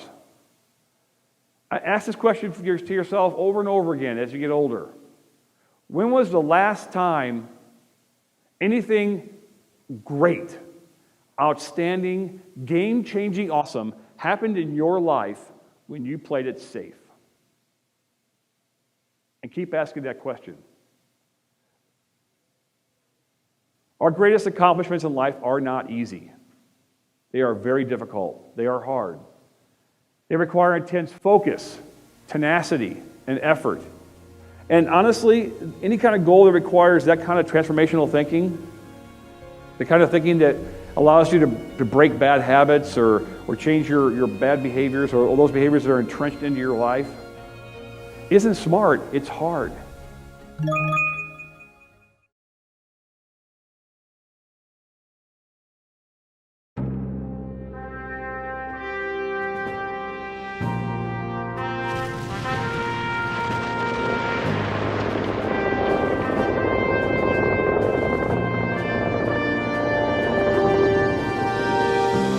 From Dr. Anthony Poston, the author of Imagine and Beware the Purple People Eaters, comes a unique book capturing the essence of how going to the moon influenced his thinking in the areas of creativity, imagineering, focus, leadership, work ethic, teamwork, and change. 250,000 Steps will take you on a journey through his personal stories and first-hand conversations with many of the men who made that epic voyage: Eugene Cernan, Alan Bean, Alfred Worden, and Ken Mattingly. With the practical tools described in this imaginative, easy-to-read book, you'll learn less about what to think and more about how to think it. You'll be equipped to take that first small step, the first of many, towards the giant leap of success that you want in life.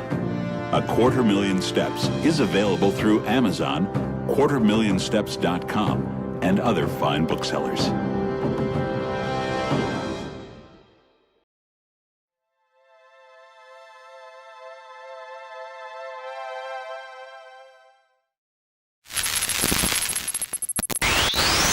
Hello, my name is Nora Patton and I'm a faculty member at the International Space University and a citizen scientist astronaut candidate with Project Possum. My goal is to use my career in space to pave the way for others to follow. I have been privileged enough over the years to study aeronautical engineering at university, to work and study at the International Space University, and most recently become part of an international citizen science programme called Project Possum. I live and work in Ireland, as you can probably tell from my accent. It's an emerging space nation, and really what I have found to be most rewarding is to be able to use my own experiences to create opportunities for others. Through the evolution of commercial space, particularly through nanoracks, we've been able to launch a student experiment to the International Space Station. And recently through our Possum 13 initiative, young people have been able to design experiments that have been tested on microgravity flights, which is a pretty incredible opportunity for teenagers. So yes, someday in the very near future, I plan to go to space myself, and I really hope that many, many young people in Ireland get to witness this and realise that sometimes the impossible actually is possible.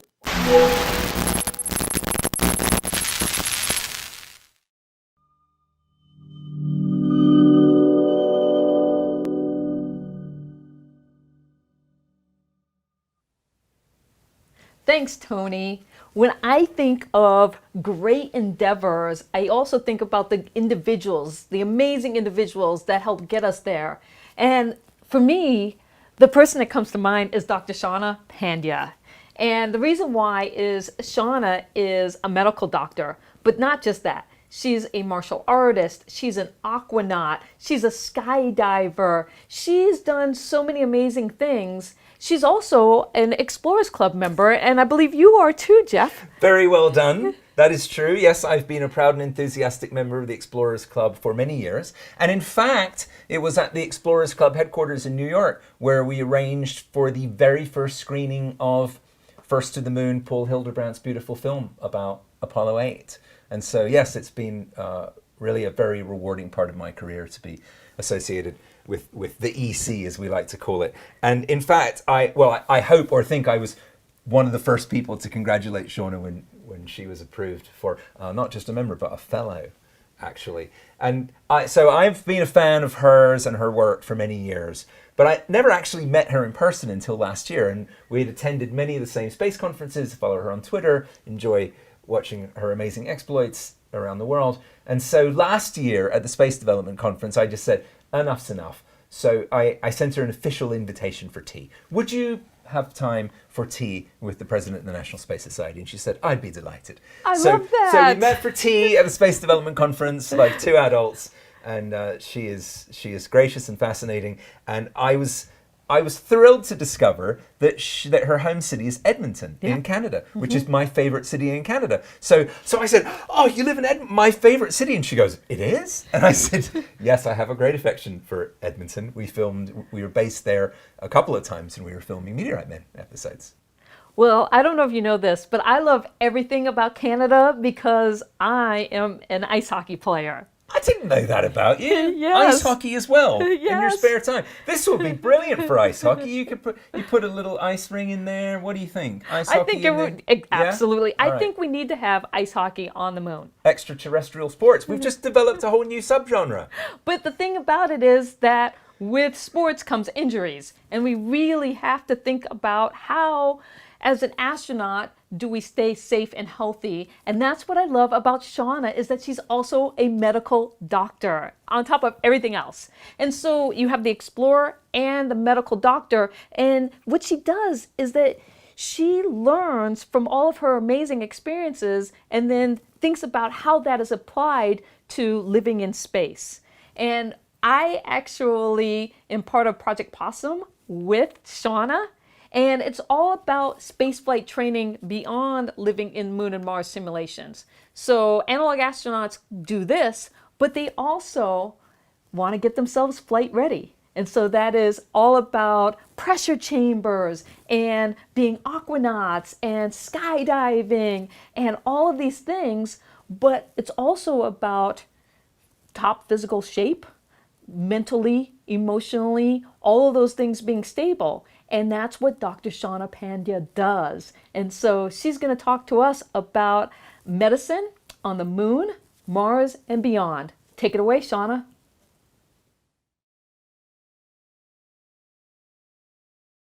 What does the future of space medicine hold? Hi, my name is Dr. Shauna Pandya, and I'm a physician in general practice and ER up in Canada. I'm also the director of the International Institute of Astronautical Sciences and Project Possum, and I'm also the lead instructor for operational space medicine within these two organizations, as scientist astronaut candidate with both of these organizations, as well as an aquanaut and a NSS member for the past 5 years. I've also been the track chair for the International Space Development Conference's Launchpad track during these past 5 years. I have previously conducted research at NASA's Johnson Space Center in aerospace medicine, as well as the European Astronaut Center's Crew Medical Support Office. So I think it's safe to say that during this time I've learned a little bit about medicine, and specifically space medicine. And that's what we're here to talk about today. So let's start by defining the spaceflight environment. And to do that, I'm going to ask you to conduct a thought experiment.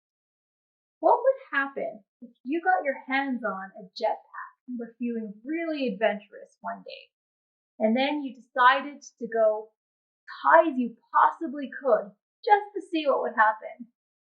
Well, if the lack of oxygen in the thinning atmosphere didn't kill you first and you made it all the way to space without a helmet, contrary to what you see in Hollywood movies, your head won't explode in a vacuum, but you would die pretty quickly. Nor would you freeze to death right away. The one saving grace of being exposed to the vacuum of space is that there's no convection to steal away all your bodily heat right away.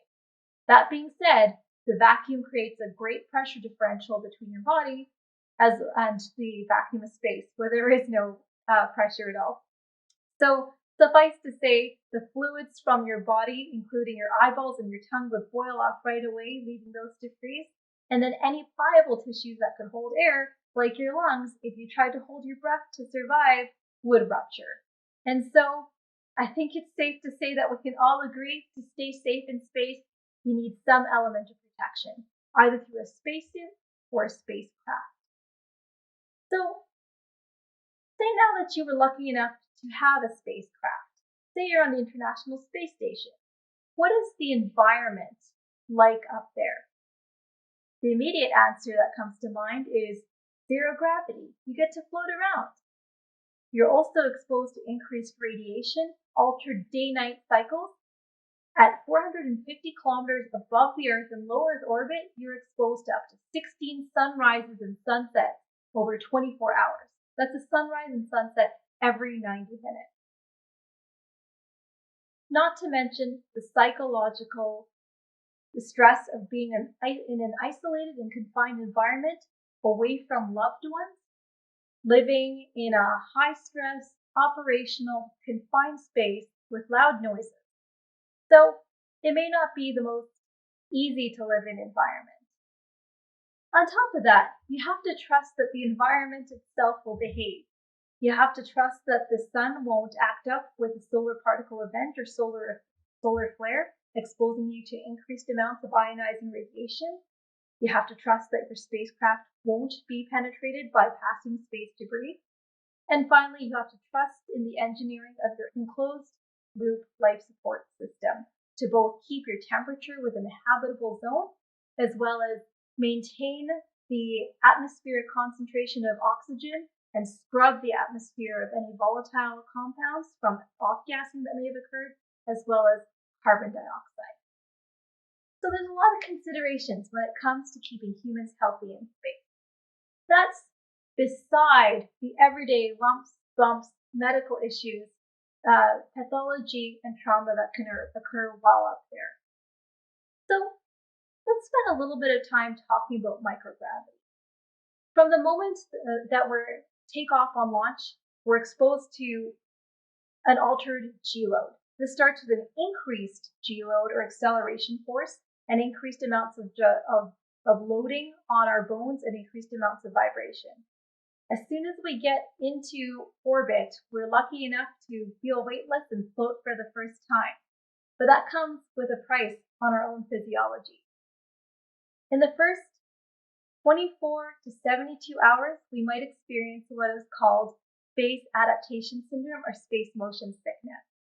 So I want to challenge you to try an experiment right now. Close your eyes and stick out your hand somewhere in front of your face, just like this. Do you know where your hand is? You do. How is that? Even if you can't see it, you have these special nerve endings called proprioceptors that tell you exactly where your body is in space.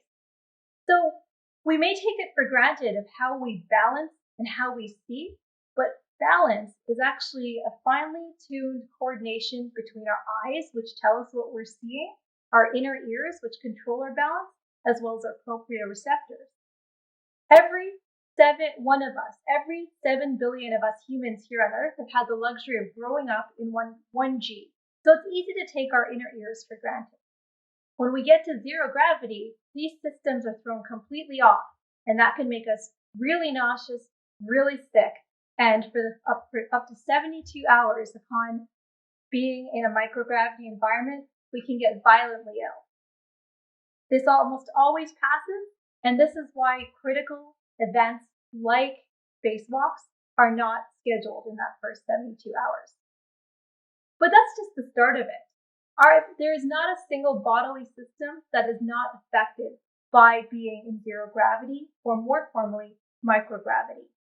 Whether we're talking about our bones, our muscles, our immune system, our central nervous systems, our kidneys, every single one of these systems is affected. Our muscles lose mass. Again, it's easy to take gravity for granted. But if I stick out my hand in front of me, if I don't resist, my hand drops because of gravity.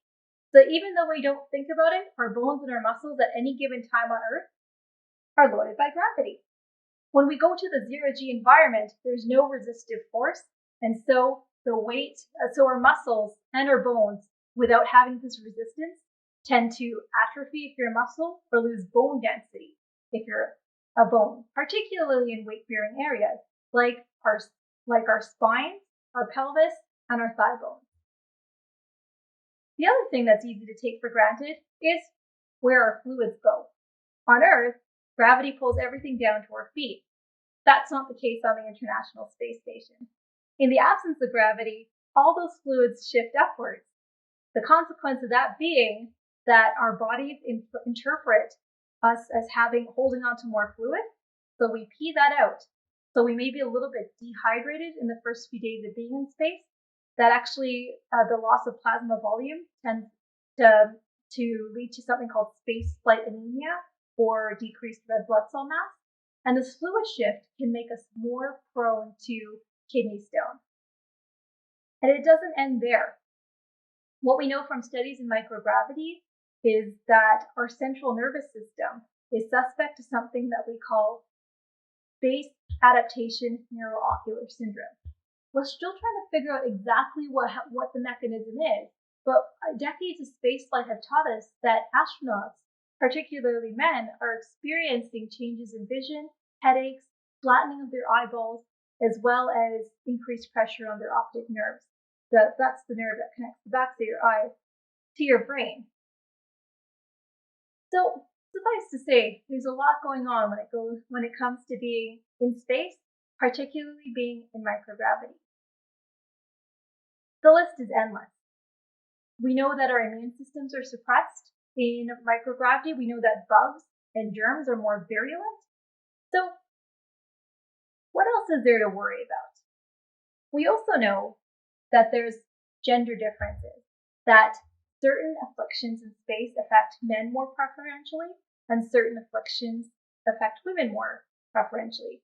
So, for example, for men, they are more prone to exactly what we just discussed with visual changes related to the space adaptation neuroocular syndrome. Women, on the other hand, are more prone to UTIs or urinary tract infections, and when they get back to Earth, are also more prone to orthostatic hypotension, which is a fancy way of saying fainting. So after all that time in space, the valves in your veins in your feet kind of got this physiological message that they can take a vacation and then don't do their job when it comes to being back on Earth, and don't let the blood in your veins flow in one way. And so that makes us more prone to fainting because we don't have a way to easily continue letting that blood circulate back centrally. Let's talk a little bit about radiation now. So when we're on the surface of the Earth, we're exposed to a certain amount of background radiation. We're still relatively protected by the atmosphere, but the higher we go and the less atmosphere there is to filter out harmful UV rays, the more at risk we are. Even flying on a commercial jet, you are exposed to more radiation. At the level of the International Space Station, in a given day, you're exposed to 250 times more radiation than you would be at the surface of the Earth.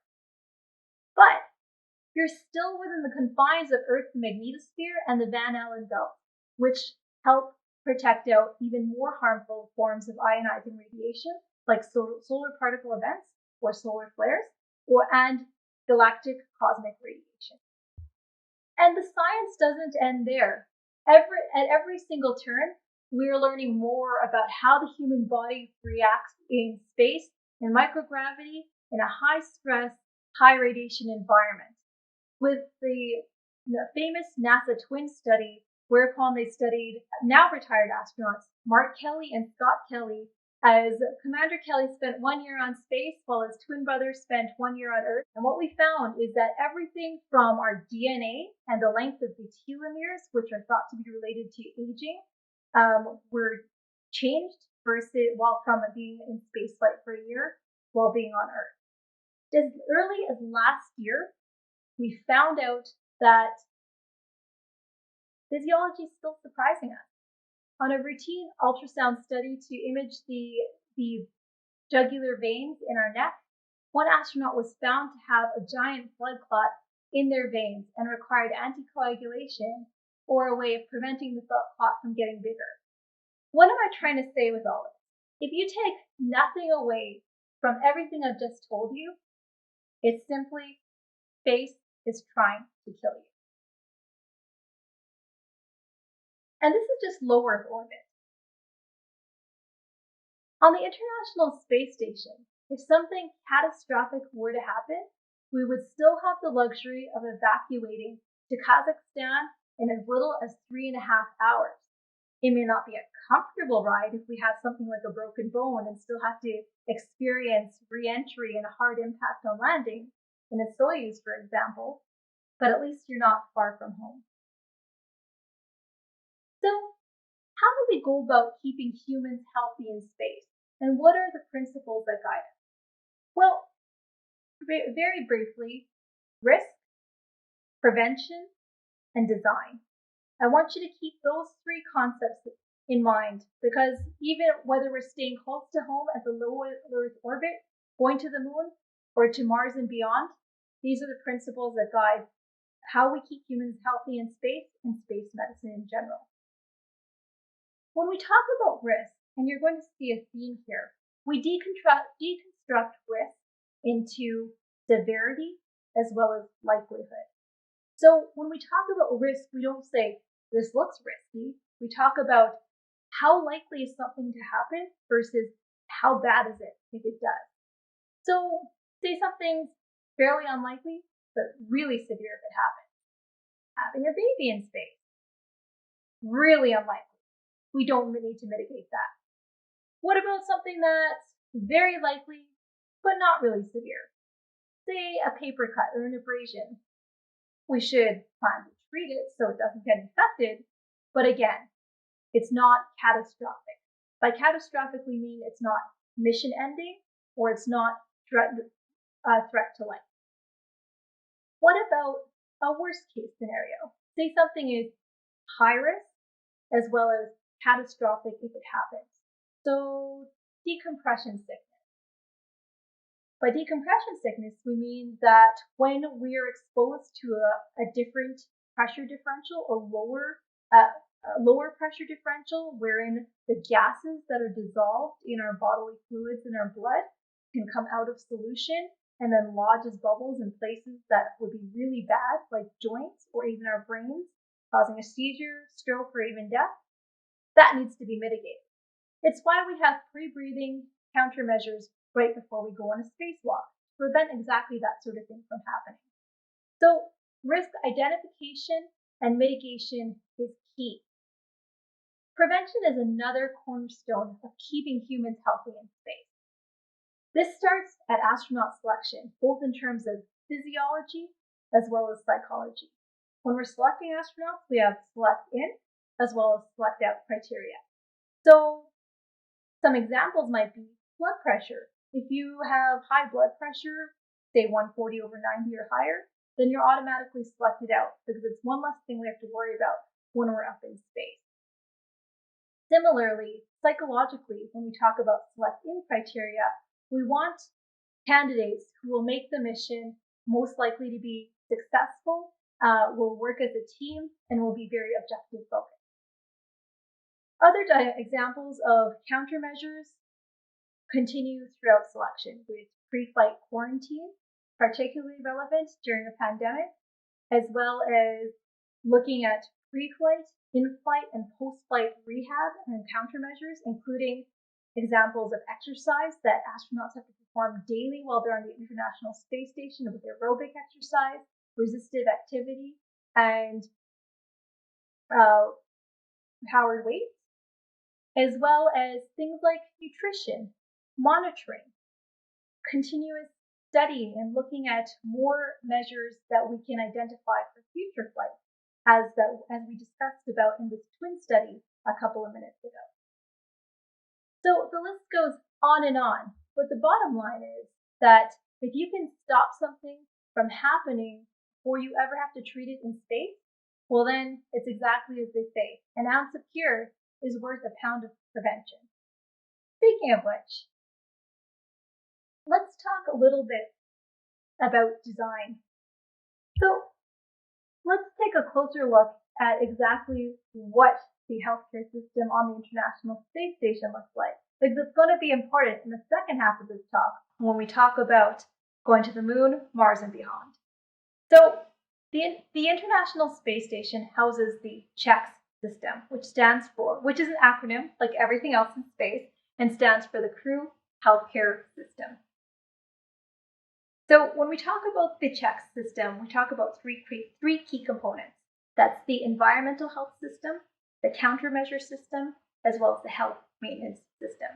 So we've kind of alluded to all of these already. The environmental maintenance system is everything that just keeps the environment habitable, from temperature to moisture to atmospheric control. It's our life support system. The countermeasure system we alluded to when we talked about exercise. So to keep our bones and our muscles as happy as possible without having the luxury of 1G, we have to exercise. So we have to perform 2 hours of aerobic activity, resistive exercise every single day. Of course, health issues, medical issues will happen on the ISS. And so that's where the health maintenance system comes in. That includes everything from the worst case scenario, including a defibrillator, as well as crew restraint system to restrain a fellow astronaut and be able to perform CPR if necessary, to basic life support kits, advanced life support kits, medical kits, and more. So how exactly do we know what to prevent and how to design for space? Well, we talked a little bit about how important it is to know about probabilities when we talked about risk. And that actually informs a lot of how operational space medicine is performed. At NASA operates in terms of probabilities as well as the likelihood of a particular medical incident happening. So for example, when we try to pack for space, we look at what is most likely to happen and what will what will be most threatening to the crew if it's not mitigated. So that's where NASA, for example, has created its Exploration Medical Capabilities Top 100 list of medical conditions that should be prepared to be addressed on any human spaceflight expedition. This can include any of the scary stuff from asystole and needing to perform CPR, so if someone loses their pulse, to a severe trauma, to something less severe but equally scary like diarrhea in space. Another tool that NASA has that relies on probabilities and numbers is called the Integrated Medical Model, which takes into account the likelihood and incidence of a medical issue occurring, the crew composition and mission profile, as well as the probability of an issue occurring and the threat to the mission, such as the probability of evacuation, as well as the threat to life or loss of crew if it occurs, and then calculates based on previous data what exactly you would need in terms of medical kit contents and quantities to help effectively deal with those medical pathologies and situations, and in so doing, hopefully decrease the loss of life or the risk of loss of life and the risk of loss of crew.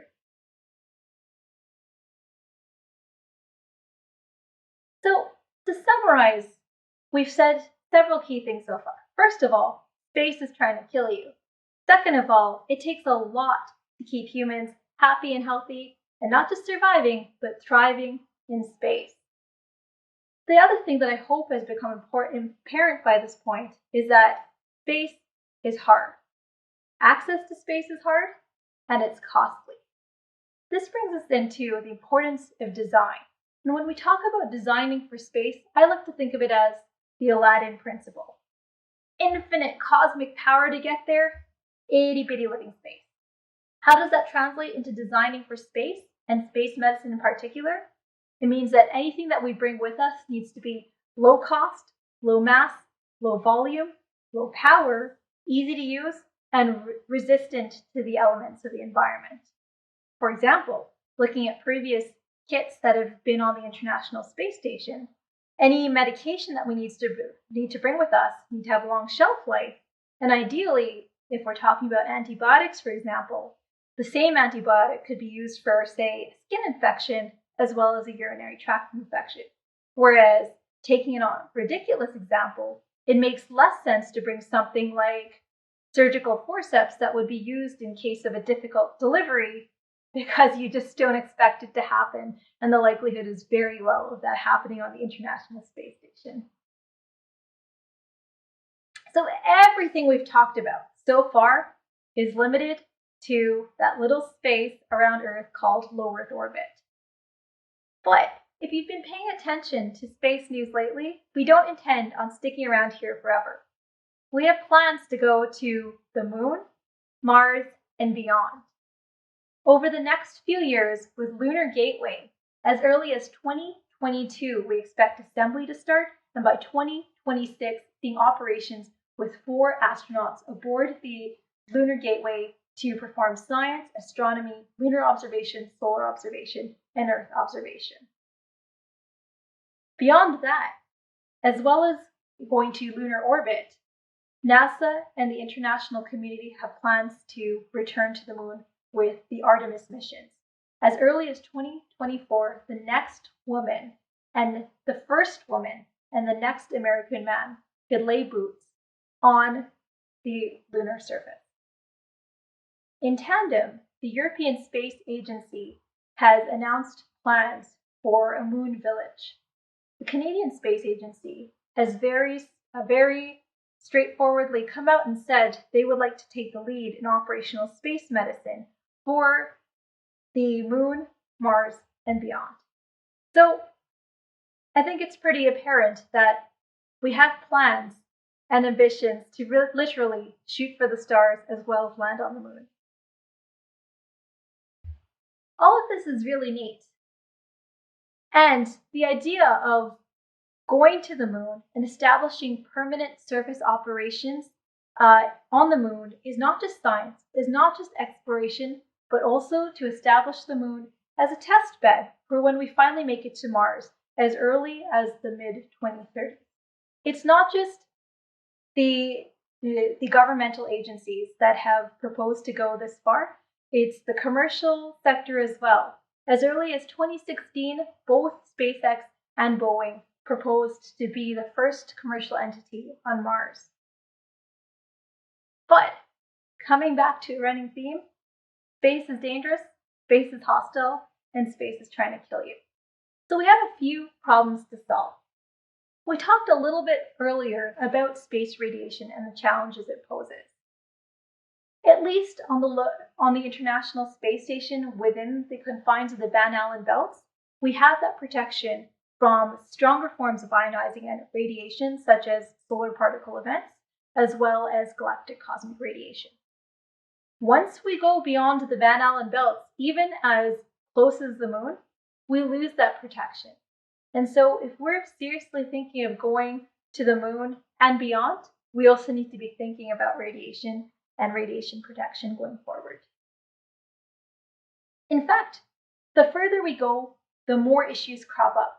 Everything we talked about earlier this talk with respect to radiation, confinement, being away from our loved ones, altered day-night cycles, the need to rely on our enclosed roof life support systems, as well as the threat of microgravity, all of that still applies. But wait, there's more.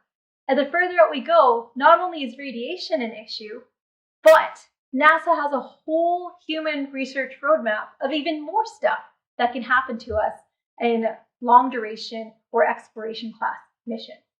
This includes everything from crew dynamics to performance, to interfacing with robots and computers, to the risk of radiation, to psychology, to simply losing our skills on a long duration mission.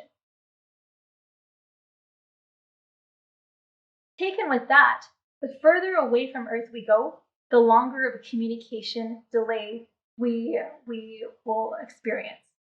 On the moon, not so bad. It's about a 3-second one-way time delay, 6 seconds total. Annoying, but bearable. To get to Mars, with current technologies, it's a 6 to 9 month one-way trip. Depending on the alignment of the moon and Mars, it is approximately a 6 to 9 month journey, and it is about a 4 to 23 minute one-way time lag. That means at the furthest opposition, the moon and Mars, to have a conversation would be a 48-minute round-way conversation. So not ideally convenient. What does that mean for medicine, for example? It means that we have to bring our procedures with us, we have to bring our training with us, and we can't necessarily rely on help from Earth through telemedicine or teleconsultants if we're truly planning on going to Mars, and we certainly cannot rely on instant evacuation from Mars. Remember, at the space station, we talked about a 3.5-hour evacuation to Kazakhstan if the need arises. On the moon, that expands to 3 to 5 days. If you're actively dying, not ideal. By the time you get to Mars at 6 to 9 months out, there's no talk or thought of evacuation being a viable option. So, here's my question to you. You're the crew doctor, you're packing for Mars. What do you pack, and how do you do it? So, we've talked about the challenges of keeping humans healthy, and also how we might keep them healthy, as well as our constraints when it comes to design, mass, space, cost. But let's look at the other end of the spectrum. I would ask you to imagine, what is the gold standard? What is the ideal scenario for healthcare if there were zero constraints? Say you made it to Mars. Well, the answer would be to just have another Earth with you. If you had another Earth, you wouldn't have to worry about decreased gravity, increased radiation, closed loop life support systems, having renewable resources. Essentially, if you bring your own Earth with you, all of those problems become mitigated. Of course, terraformation isn't an option yet, but it does beg the question, what if we not just provided the standard of care of health that we would accept on Earth, which is exactly what we should be aspiring towards, but what if we leverage technology to surpass that and create a new, better standard of care? And to that, I say we should look towards science fiction. So, what if we were able to mitigate the bone density and muscle atrophy problem by borrowing on rotating space station concepts from movies like Space Odyssey 2001 or The Martian to create 1/3 gravity on the way to Mars to prevent that decompensation? What if we borrowed on concepts from Star Wars, for example, to create exoskeletons on Mars? So even if we were decompensated, we would still have enough power and performance to build, to operate, to perform science, to explore on Mars. What if we had technologies like the Matrix and the holodeck from Star Wars to immediately upload skills to our brains so we didn't have to worry about de-skilling on the way to Mars? Or what if we just decided that going to a place like Mars, for all the reasons we've talked about today, is just too dangerous and sent either a holograph or an avatar? Well, these ideas aren't so far-fetched. One of my favorite papers of all time comes from the MIT Review in 2017, where the authors talk about exactly that, borrowing ideas from science fiction to help keep astronauts healthy, called Engineering the Perfect Astronaut. And they talk about research that's being done today, such as splicing genes from elephants into human DNA to be able to prevent them from getting cancer. The thoughts being that elephants never get cancer, and the reason is that they have 4 copies rather than 2 copies of their oncogenes, or the cancer editing cells. It sounds kind of science fiction, and it's really early stage now. I think they're still just experimenting with bananas. But it kind of brings to mind this idea of Gattaca, or engineering DNA, but for good. And we can talk about the ethics of genetically engineering humans, but the other question that we have to ask is, if we know we're sending astronauts into a highly dangerous, hostile environment that's likely to kill them, is it perhaps more unethical to not genetically augment them or enhance them and send them unprepared into that environment? Just some food for thought. The point I want to make is there are a lot of challenges going forward as we look to the moon and beyond as destinations. And to get there, we are going to have to science the space out of this. Or to be more exact, we're going to have to add a little bit of science and a whole lot of MacGyvering or ingenuity. So here are some examples of technologies that are emerging today that we really should be looking at as we go towards these increasingly distant locales.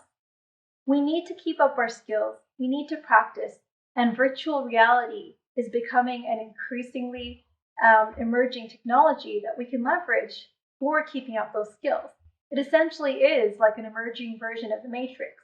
And in fact, one of my day jobs with Luxonic Technologies is to develop immersive medical care for deep space missions.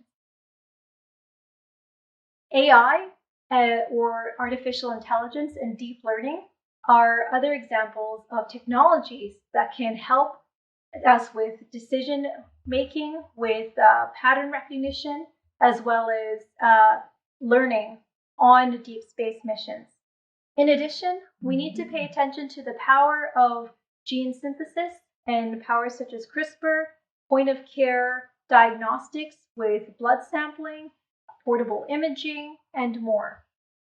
The other challenge is we're going to have to be able to take all of these things, AI, like HAL 9000 but friendlier. We're going to have to take virtual reality, all of these point of care blood analyzers, diagnostics, and bring them back to the Aladdin principle, itty bitty living space. But this is just the beginning. There's so many challenges out there when we talk about the future of space medicine. And I want to just end with some of my thoughts of the challenges that remain to be solved once we've solved every single one of those tick boxes on the NASA Human Research Roadmap. So one question that we have yet to solve is, what exactly is the gravity prescription? This was phrased as such by one of the former chief medical officers of Johnson Space Center, Dr. Jim Logan, and he basically made the point that we don't know what amount of gravity, at what frequency, for what duration we need to keep ourselves, our bones, our bodies, our immune systems, our fluid shifts, our central nervous systems happy. We have two extreme and opposite examples. We have every single human being here on Earth who's been exposed to 1G, and we have astronauts on the ISS who've been living in microgravity. But what is the bare minimum? Is it 17% gravity that we would experience on the moon? If that's the case, that's perfect, because then by the time we go to Mars, we know exactly that we have the knowledge that even half of what we experience on the moon is more than enough for Mars. If it's not, well, then we still have several surprises to solve and figure out by the time we get to Mars. The nature of work that we plan to do as we go to these distant locales will also change. On the ISS, in constant weightlessness, our spacewalks consist of repairs of telescopes, repairs of the Canadarm, repairs of the International Space Station in microgravity. As we look forward to the Moon and Mars, we will be establishing permanent surface operations. We'll be conducting EVAs or extravehicular activities for science, for exploration, for mining, and more.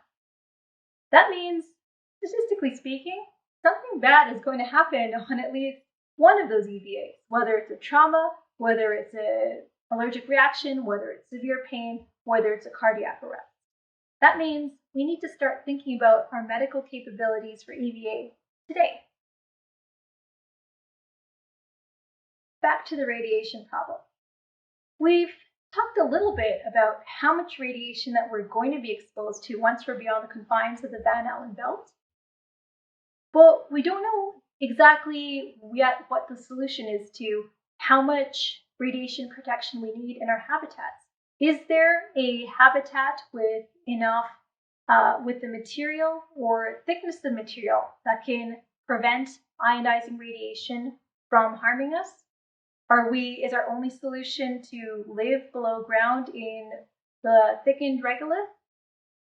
That's a solution that we're going to have to solve or figure out pretty quickly once we get to the Moon and Mars.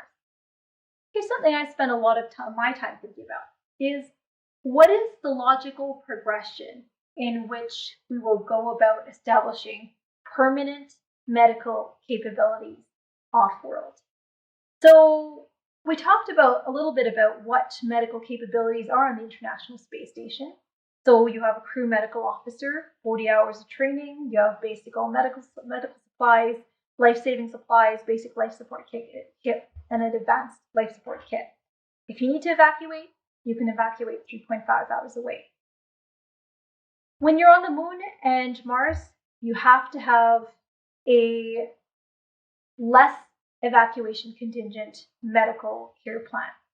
So that comes to going forward in a stepwise fashion and building up those capabilities, especially if we plan on living on the Moon permanently and operating there permanently, and same with Mars. So here's how I envision that going about.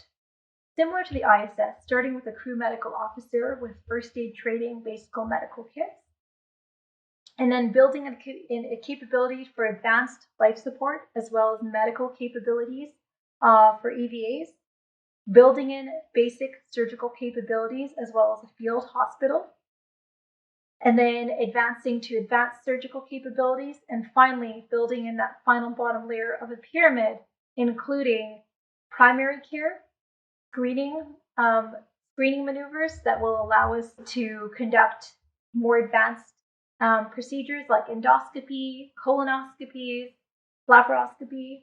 So will we be able to surpass our standard of care on Mars?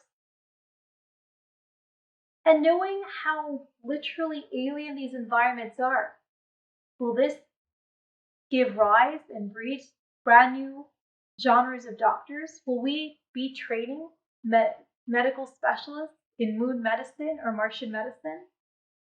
What will that curriculum look like, and how will that training happen? What will the board exam for a Mars surgeon look like? And as we come full circle, I have to ask this question. Infectious disease, as we know in 2020, is no joke, and neither are pandemics. So it's only a matter of time that we're going before we encounter the first moondemic. Will we be prepared when that happens? And if so, what will social distancing guidelines look like for coronavirus on the moon? In 1/6 gravity, will particles of COVID fly further, and will we have to distance ourselves to 36 feet? The time to start thinking about these issues is now. And while we're thinking about far-fetched, far-off ideas, if the idea is to truly become a permanent, multi-world faring species, well, to do that, we need to be able to procreate and become a multi-generational species. And this is a whole talk unto itself. But what does it take to not just deliver on Mars, but to properly conceive, gestate, deliver, and develop a brand new life, the human on Mars? Not to mention the ethics of delving into that unknown. And one of my favorite questions. Once we've survived on the moon, once we've thrived on Mars, where do we go to next? And as we go to that next destination and keep this idea of healthcare in mind, because where humans go, healthcare and principles of medicine and surviving and thriving must follow. How do we manage those standards of care? How do we standardize and govern those principles of best practices in medicine? Do we have to establish a galactic health organization? And how will that be governed? The good news is none of these problems are going away anytime soon.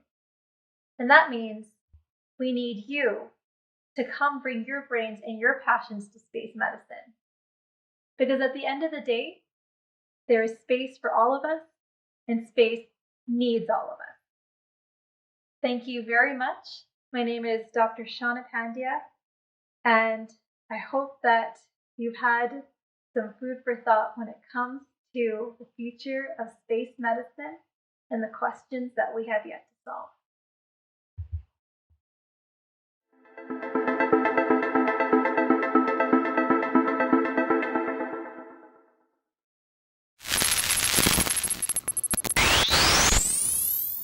Ladies and gentlemen, Mike Mongo, pow. Greetings and salutations from beautiful downtown Sherman Oaks, Los Angeles, California, where I am the host of Mike Mongo's Astronaut Adventures, the author of Mike Mongo's Astronaut Instruction Manual for Preteens, and making a television series about the first kids in space right now here in Los Angeles. And I am very happy to be addressing the members and supporters of the National Space Society and people who I would ordinarily see at the International Space Development Conference, which sadly this year was canceled because of the quarantine. So the reason I even have the YouTube studio that I've created is because of the quarantine. I turned quarantine into a space mission training for young students. And so for the past almost 15 years, I've been encouraging young students how I use my abilities to grab people's attention and to inspire people to pursue their dreams and their passions for space, is that I reach out to students, I connect with students, and I empower them to imagine themselves living, working, and playing in space. The NSS has supported that mission for years now. I've been a member since 2013. I spoke the first time I spoke, I think it was 2014. At 2015 is when Brad Pitt Bruce Pittman said, had a talk and inspired me with these words that when they at NASA found challenges that they wanted students to put an eye to, they would present the challenges to students without telling them that it was difficult, like asteroid mining, for instance. And the students would go and solve the problems without knowing that it was difficult and come back with answers that were remarkable. And that's the exact same thing I do when I encourage students to pursue careers in space and astronautics, is that I don't tell them how difficult it is to be an astronaut or a space professional or a grown-up for that matter. I give them tools to handle it every day, one day at a time, until they get to the place they want to go to. And the place they want to go to is space. And the reason that I encourage them to go to space is because I believe, after working for 15 years as a space science professional, that as an astronaut teacher, that we can solve all the challenges we face on Earth by solving for space. We can solve for health, we can solve for energy, we can solve for inclusion, we can solve for equity, we can solve for the illusion of scarcity by solving for space. And I don't know anything better than that. And I want to say thank you to the NSS, to the board of governors, to the board of advisors, to the chairs, to everybody involved for all the work that everybody commits to this dream of humanity getting to space. Like author Frank White says, we go to space and we look at the Earth in a different way. We get what he calls the overview effect. We as space people know this and love this. And I'm grateful for the opportunity that the NSS provides through the ISDC to reach out to people all over the world, and today, a day in space, so that we can imagine a future that works out for all of us. My name is Mike Mongo. Keep up the good work, and I'll see you at ISDC 2021. In the words of my people, pow, pow, pow.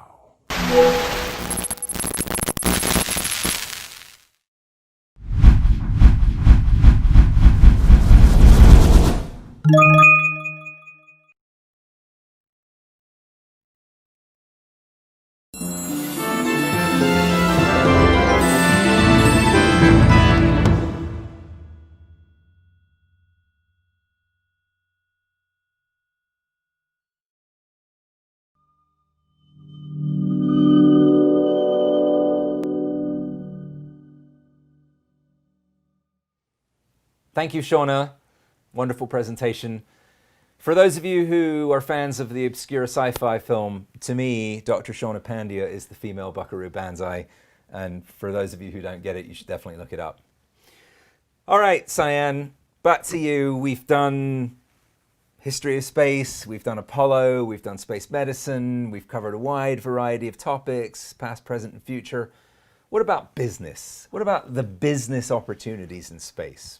You know, well, one of the most exciting business opportunities that I've seen personally emerge, of course, I'm going to talk about analog astronauts.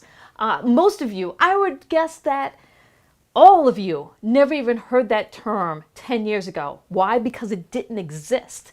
But yet now there are analogs all over the world, and people are paying money to go and become flight ready. I mean, with commercial space opening up, and the whole idea of, if you're a small nation like Poland, for example, and you want to get people excited about space, well, how do you do that when you can't have a budget for sending people up into space? An easy way is by building a habitat and having analog astronauts go and live, so you can contribute to human space flight training and research for a little bit of money and infrastructure. I just talked to somebody in Brazil that has a habitat that they created. And so what's really interesting is this idea of the economy or the business of space, and people who are excited about it wanting to be ready in case the opportunity comes. I know that if somebody is like, hey, Cyan, I want to send you to the moon, or even low Earth orbit on, you know, one of the suborbital flights, send me. I want to be flight ready, and I'm willing to pay to become flight ready so that when the opportunity happens, I'm there. Well, I got to ask you about this here, Jeff, because you dropped this paperweight. Oh my goodness. Where did this mysterious thing arrive from? It was almost as if it fell out of the sky. It did. Cyan, in my opinion, what you are looking at there is in large part the future of the business side of long-term space exploration and development. It is a meteorite. And meteorites, in large part, come to us from asteroids. So years ago, when I was invited to join the advisory board of Deep Space Industries, the asteroid mining company, it was because of my expertise in meteorites. Mm-hmm. And the reasoning is this. If we understand what meteorites are and what they're made of, we begin to understand what the asteroids that they come from might be made of. And so if we want to harvest valuable raw materials from asteroids, a really good place to start your research is meteorites. Now, this definitely came from an asteroid. This was once part of the molten core of an enormous asteroid that probably lived somewhere in the asteroid belt between Mars and Jupiter. It, like most things in the solar system, is billions of years old. It is believed to have landed on Earth between 4,500 and 5,000 years ago. But how do we take this and what we can learn from it and turn it into a viable business? And, when we're talking about space. Robots. Robots. I love that. Right. I knew you were going to like that. Okay, so here's a theoretical model. We study meteorites. We begin to understand the makeup of asteroids in the solar system, of which there are millions. And then we send robot ships to select asteroids that are very good candidates for mining. And once we have figured out how to extract the raw materials that we need in space, instead of blasting everything that we need into orbit, the entire future of space development is changed permanently.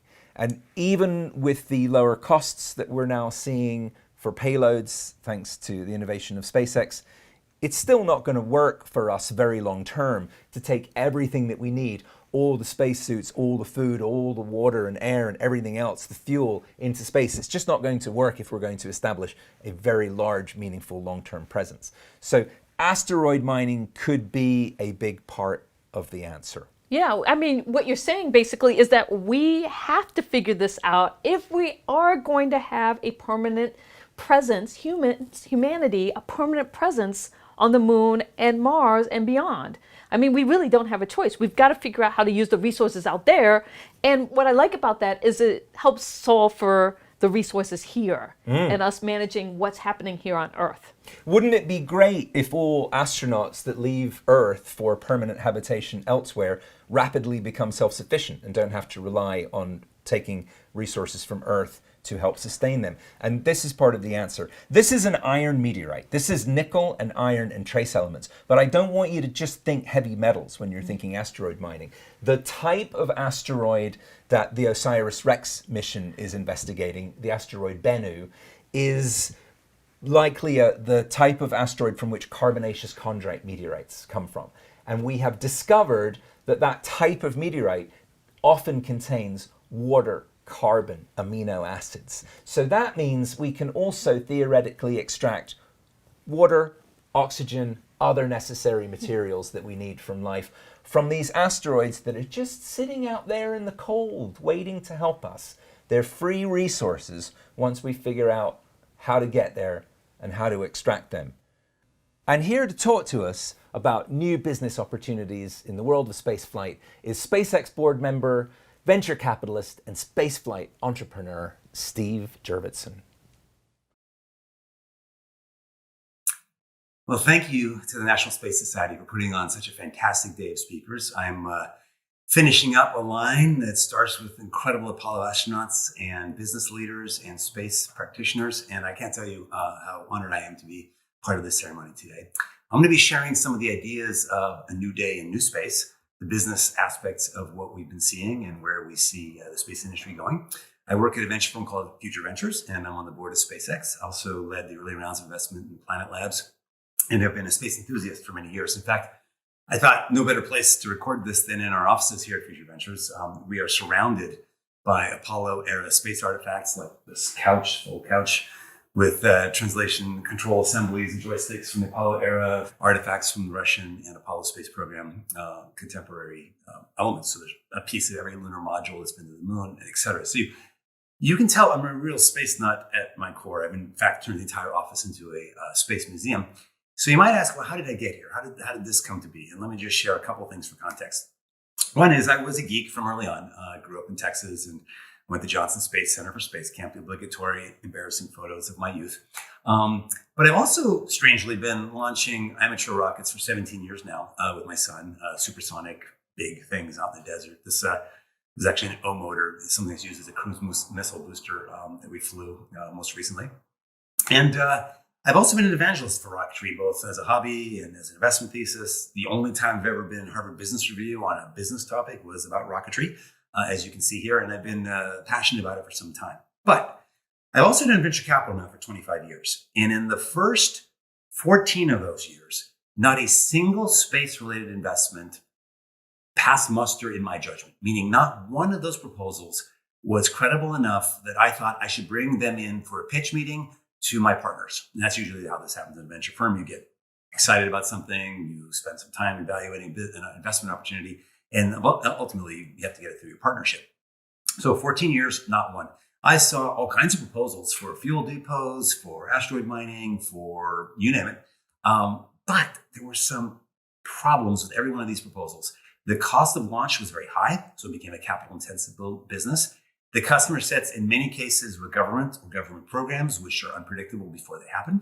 And perhaps most insidious of all, for many of the entrepreneurs out there, they didn't know what their launch costs would actually be. They knew they would be high, but they were negotiations that took place in smoky, dark rooms.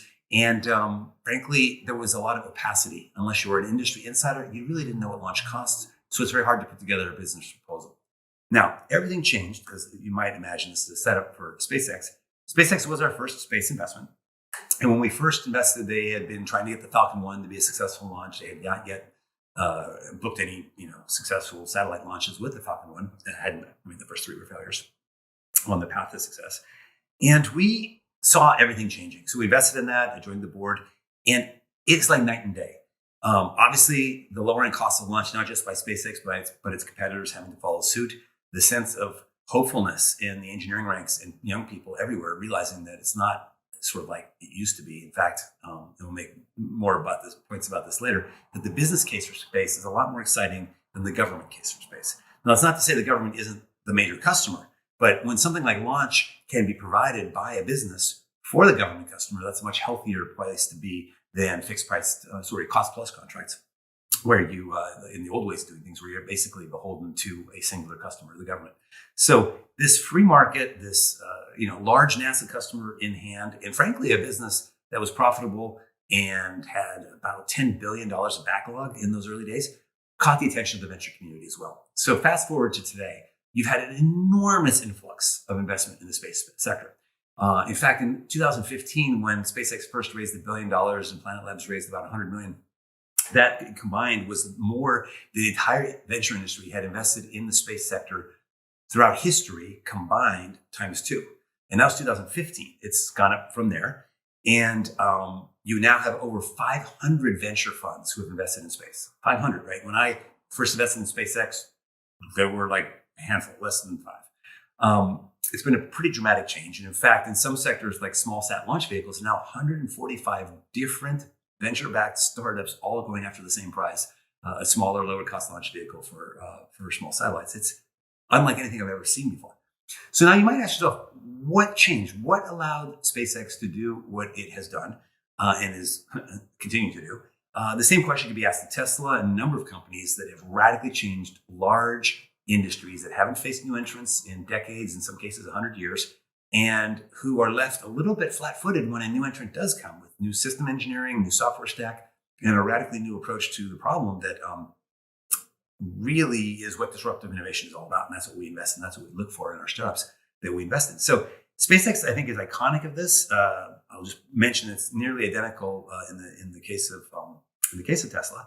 And in both cases, it's really all about system engineering and software.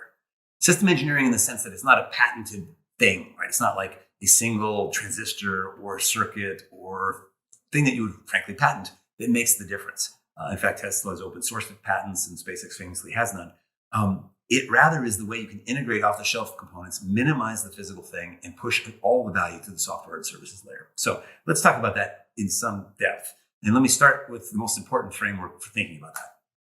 And that is what I call the 120-year version of Moore's Law. Hopefully you can see a detailed version of this, but to explain it for those who haven't seen it before, this is my favorite abstraction of Moore's Law, because actually no one quotes Gordon Moore himself and what he wrote in his original paper accurately. They go with what they mean by that. Computers are getting faster, better, cheaper. You're getting roughly a doubling performance each year. And here what you're graphing is the amount of computing power you can get for a constant dollar. So, inflation of the dollar is already factored into this. And it is a logarithmic scale. So every tick you see going up the y-axis is 100x, another 100x, another 100x. So it's not 10, 10, 20, 30. It's 10, and then 1,000 and so forth. 100,000 and so on. So a straight line on a graph like this is an exponential. And you have years along the bottom, over 120 years. So most importantly, realize the integrated circuit, Moore's Law, Intel, everything you've heard from them really only describes the most current epoch of something that's actually going on for longer than people knew to measure it, and is fundamentally, philosophically very profound. How is it that humanity's capacity to compute has compounded over 120 years and will likely continue to do so for the next 10 or 20, even if Intel's not leading the charge? Right? The last 10 years on this graph, by the way, are led by NVIDIA and the GPUs that are used in deep learning and machine learning, and now custom ASICs and such that are increasingly gathering the new compute cycles in the data center and in devices at the edge. So let's pause for a moment. Realize the economy, Great Depression, World War I, World War II have had no impact on this curve. This curve just continues unabated. It is, I think, the driver of progress. It is a driver of technological change. And from a technology business point of view, it's the single most important thing ever graphed. And I'll repeat that. I believe this is the single most important graph, probably of any kind, in existence today, in that it drives decision-making in profound and important ways. It has held true for longer than most things you could dare to plot in either technology or business. And it really is increasingly driving the economy. I believe every industry in the long run becomes an information business, meaning they compete on how they process information, not how they convert raw materials, right? So you dematerialize the thing, you move value to the software layer, much like our body becomes less important and it's more about our brains as a human species versus earlier animals. So let's keep that in mind and realize it's likely to continue. And when it does, things that were formerly a trial and error science become a simulation science, things that required a wind tunnel, right? Like airplanes before the Boeing 777, or wet lab chemistry to test if something works. You can actually simulate more and more and more in a computer and rapidly advance the pace of progress. That's the underlying driver of these industry transitions. You take a formerly industrial, crappy, frankly, low gross margin, uninteresting business, and you turn it into an exciting, dynamic software services business. So where we've seen that over the last 10 years or so, where we've invested in robotics and AI, of course, but ones that wouldn't have been so obvious 20 years ago: automotive, aerospace, synthetic biology, and food manufacturing itself. And soon, some more new investments might be in the area of construction. The construction industry hasn't seen much change also for decades, if not centuries, in terms of fundamental change of how we go about architecting from a drawing to a building. But space has been a great example, and we'll focus, of course, entirely on that in today's talk. So let's talk about SpaceX and simulation. It, at times, is hard to tell what's reality in this world as simulation that we live in. It's kind of, every time I see Starman in a Tesla out in orbit, out near close to Mars orbit, is mind-boggling to me. And of course, that's real. And how is it that SpaceX has managed to pull these things off, often working for the first time? First Falcon 9 launch, a success. The first Falcon Heavy launch, total success. I would argue the first booster return is success. We'll get back to that. It had to do with precision, but the idea that you could flip it around, fly it back, and have it come to a controlled stop, in the first case over the open ocean, was shown the very first time.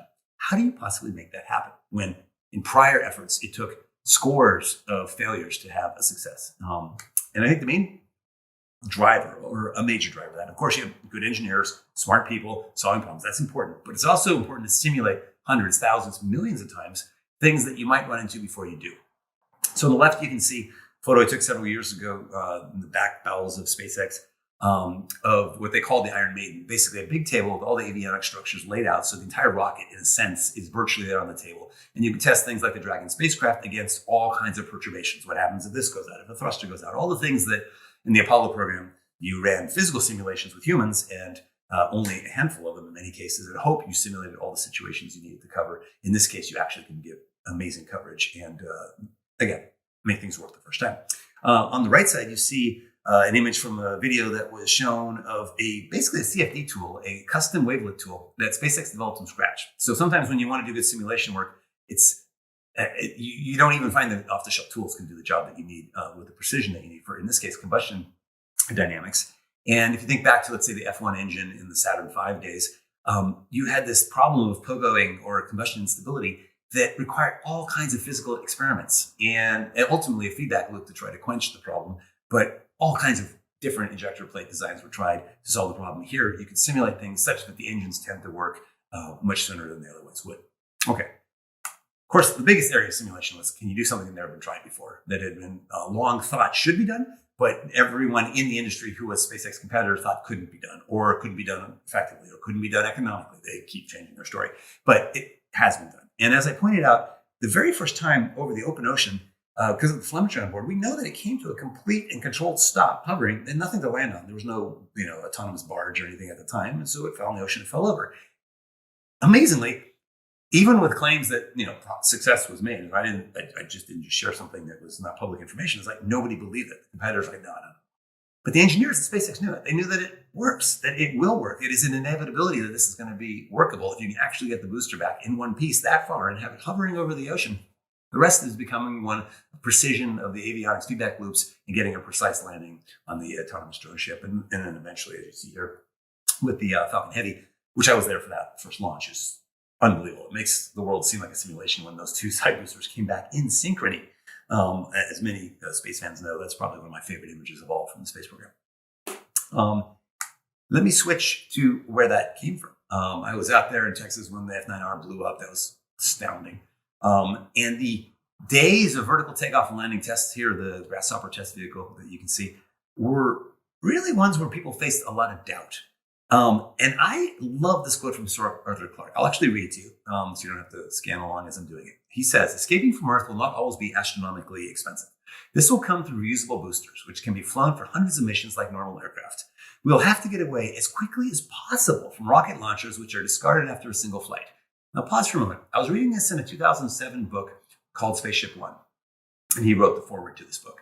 This was before SpaceX had any launch successes, by the way, with Falcon 9. Or any reusable proof. And I stopped as I was reading. I was like, that sounds exactly like Elon Musk. Like, my gosh, this is the dream. This is exactly what SpaceX is trying to do and everyone else says can't be done. How did Arthur Clarke come up with that just around the same time we were coming up with that and talking about that publicly? I found that kind of unusual. And then I read the very next line from Arthur Clarke in this foreword. He said, when I wrote these words, in July 1969, Apollo 11 was on its way to the moon. So he knew, and certain forward-looking thinkers knew, this is the key to unlocking space exploration. The next phase, what logically would come after we land on the moon, would be habitating habitats in space, exploring Mars, going farther, not retrenching for decades. And to do that, you have to have reusable boosters. It's like you're not going to get there economically otherwise. In analogy being, if you threw away an airplane after every one-way flight, only governments and strange billionaires would fly. And that's what the aerospace industry looked like prior to SpaceX and reusability in particular. Now, what is the effect of this? No surprise. These aren't the latest data, but this was tabulated by the FAA a couple of years ago. And as all of you know, the list price for SpaceX, not the cost, but the list price is dramatically lower than global competitors.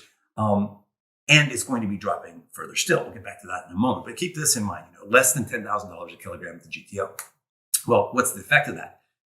It's hard to read the color, and it's on purpose. The only point I want to draw from this slide is the dark blue bottom bar and band, which is the United States market share of commercial launch. Now, the reason commercial launch is so relevant is this is where customers have a choice. They're not beholden to launch with only their domestic provider. Let's say if you're in Russia, you're going to launch on a Russian vehicle. If you're launching a Russian military satellite, you're not going to ship it over to the United States, and so on. So it's really the commercial market.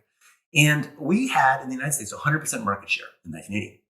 That dropped to 0 3 years in a row prior to SpaceX's reentry and rejuvenation of the U.S. comeback, and then took it back up to 2/3 and growing on market share.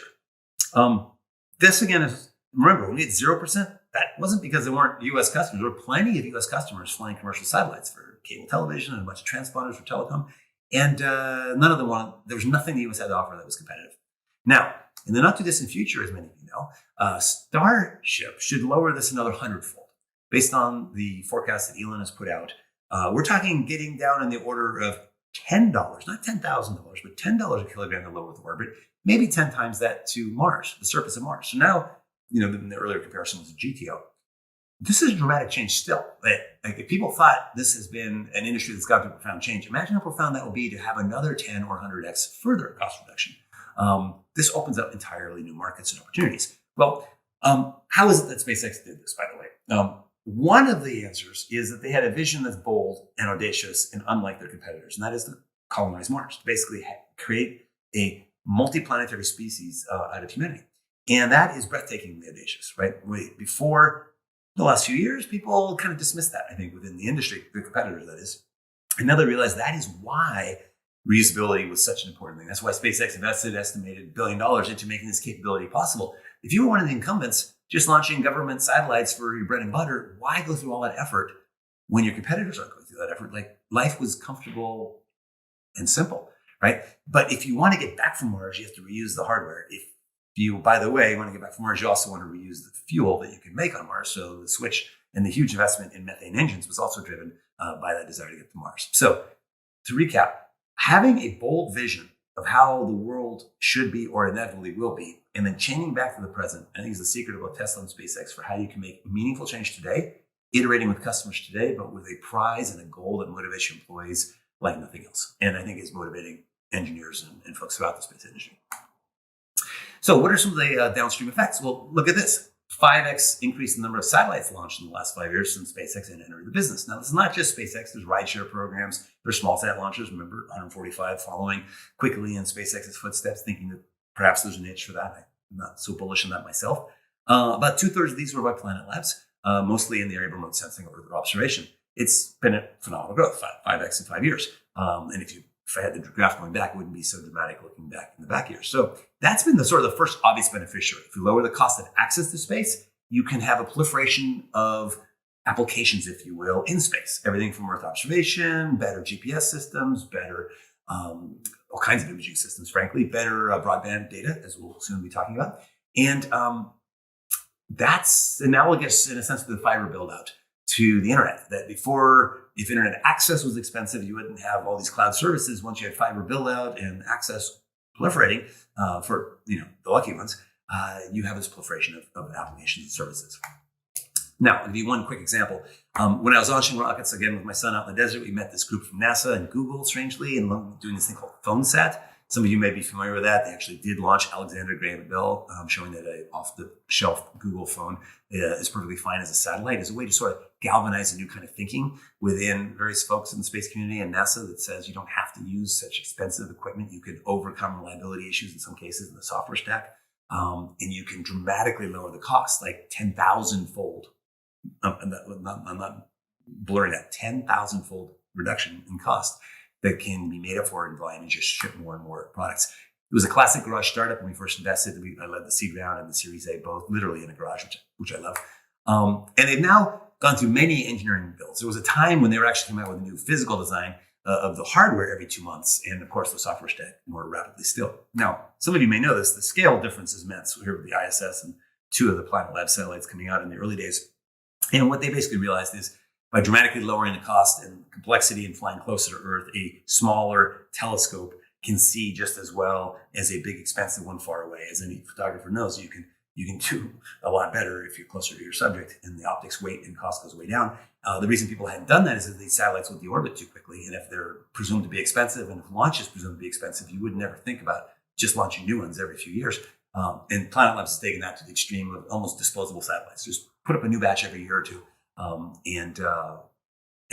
But if they're 10,000x cheaper, it's still a much better proposition all around. And you get side benefits, of course, which is you're raster scanning the Earth every day. They've now imaged the entire Earth 1,000 times over. Every meter of the Earth is being imaged every day. And you don't have to task the satellite or tilt it. You're always pointing straight down. You can sell your imagery after the fact. You don't have to know ahead of time with the sales team where you're going to point your birds. You just take everything. And you get this incredible picture. I don't know if you can see this, but basically the amount of imagery is going up and up and up as they launch more satellites. And you can do things that weren't possible before. Like if you're imaging the same place every single day, you can discover refugee camps and other changes to the Earth. You'll have a before and after any crisis zone, like when Fukushima happened, the only imagery just before was by Planet Labs. You also get these incredible images. The optics, or in this case from the SkySats, are incredible when you're off nadir. You do tilt them at an angle. You can also take videos. It makes the world look like a simulation. In this case, in Qatar, it's just kind of mind-boggling. That's a real image. That's not doctored up. And you can do something else. When you sample the whole Earth every day, the problem shifts from one of agents and humans tasking satellites and saying, hey, let's look at this, let's have eyes on that. It offers you the opportunity to use machine learning to do discovery. So instead of saying, let's say by analogy, I'm going to read interesting web pages in the news of the day, you could use a search engine. You could look for things like train an algorithm on fracking oil well development or new housing starts, or what a ship looks like when it's doing illegal fishing in the sea and doing, dragging nets along the bottom, all of which they've done. And you can use machine learning to count things and to annotate things. So they can count every tree on Earth every day. It's an interesting environmental movement step. Or in this case, in my neighborhood in Noe Valley up in San Francisco, identify all buildings and roads every day. And of course, this is not just in one area where you're focused. Because it's a machine learning algorithm, this is happening every day for the whole planet. So as we zoom out here, for a moment, it's disorienting as you see the huge, vast, unroaded area of America. And you can see in the red blurs here where the concentration is. Sahara, very little. Europe, incredible concentration in India and China, almost nothing going on in Russia in contrast. And again, imagine that this data is gathered daily. Now, why now? So Planet Labs and the Earth observation companies that sort of I think Planet Labs really led the small sat revolution that we now see all over the place. It was enabled by several things: cheaper access to space, SpaceX and others, ride sharing, what have you, the simulation tools. The first Planet Labs satellite worked the first time. There was a airplane test on the Earth before they flew it, but their first attempt to take a photo was beautiful in the Pacific Northwest forest. I still have a print of that photo. And it really helps to know what you're doing. Commoditized hardware. Everything in the Planet Labs satellite is commercial off the shelf, kind of like, I might say that their hardware is the peace dividend of the cell phone wars. So when Huawei and Apple and you name it, then new competitor du jour are competing on the cell phone side. They're driving down the cost of 6-axis accelerometers, low-cost non-volatile memory, processors, what have you, all the low-power circuitry. Those are the exact same chips that are being used in these satellites. Remember, again, the phone sat, disembodied, now wrapped around a telescope. That's what Planet Labs is. And the theme in Apple with the iPhone, Tesla with their electric vehicles, SpaceX with their rockets, is that the physical thing is being dematerialized as much as possible. You remove the buttons, you simplify the hardware as much as possible. So every control board in a SpaceX rocket is a similar FPGA system because it's fast enough to do the control systems you need, whether it's stage separation or controlling various things, actuators all over the rocket. Use the same basic building block over and over again and make it a software exercise, of course, for changing and adding value over time. This is true software-defined radios. It just goes on and on. It becomes, again, the software layer. And that's why, by the way, the most important recruiting bottlenecks for many of these companies' growth is on the software side. It also is the case that you can now serve global markets like never before, and you can adopt many of the agile engineering techniques of the software industry in aerospace and something Planet Labs affectionately calls agile aerospace. In other words, trying to ship a new product every few weeks, literally, and driving your team to that is a very different way of thinking than, let's say, the multi-year government contract approach or, cost plus kind of contracts where you just spend so much money over such a long period of time and hope after a decade or two that it actually works. Which, by the way, let me go back for a second. That's an important point. If you just use today's hardware, again, imagine that a satellite's capacity to do interesting things will also pivot on its computational power. Can it do pattern recognition in satellite? Can it do image processing in satellite? If you use the latest and greatest off-the-shelf chips today versus something that's flight-proven, rad-hard, 10 years old, a 10-year gap in Moore's law, 2 to the 10th power, is 1,024x. In other words, if you just use today's chips, you will have 1,000x advantage over someone who's locked in the 10-year-old technology. And if they're trying to make their satellite last 20 years, on average, the satellite that's flying is quite ancient. So in fact, when you look at the Mars Curiosity rover, Sky Crane, all this incredible technology, it is a 2 megapixel camera because it was a 2004 design freeze that led to that. And all the compute, all the memory capacity is commensurate with what you would expect in a 2 megapixel era. That was the best you could get at the time. Obviously, when it comes to imagers and satellites and the compute and the memory footprint, you wouldn't want 1,000x disadvantage, again, for free, 1,000x for free if you just use today's chips. That's part of the Planet Labs epiphany.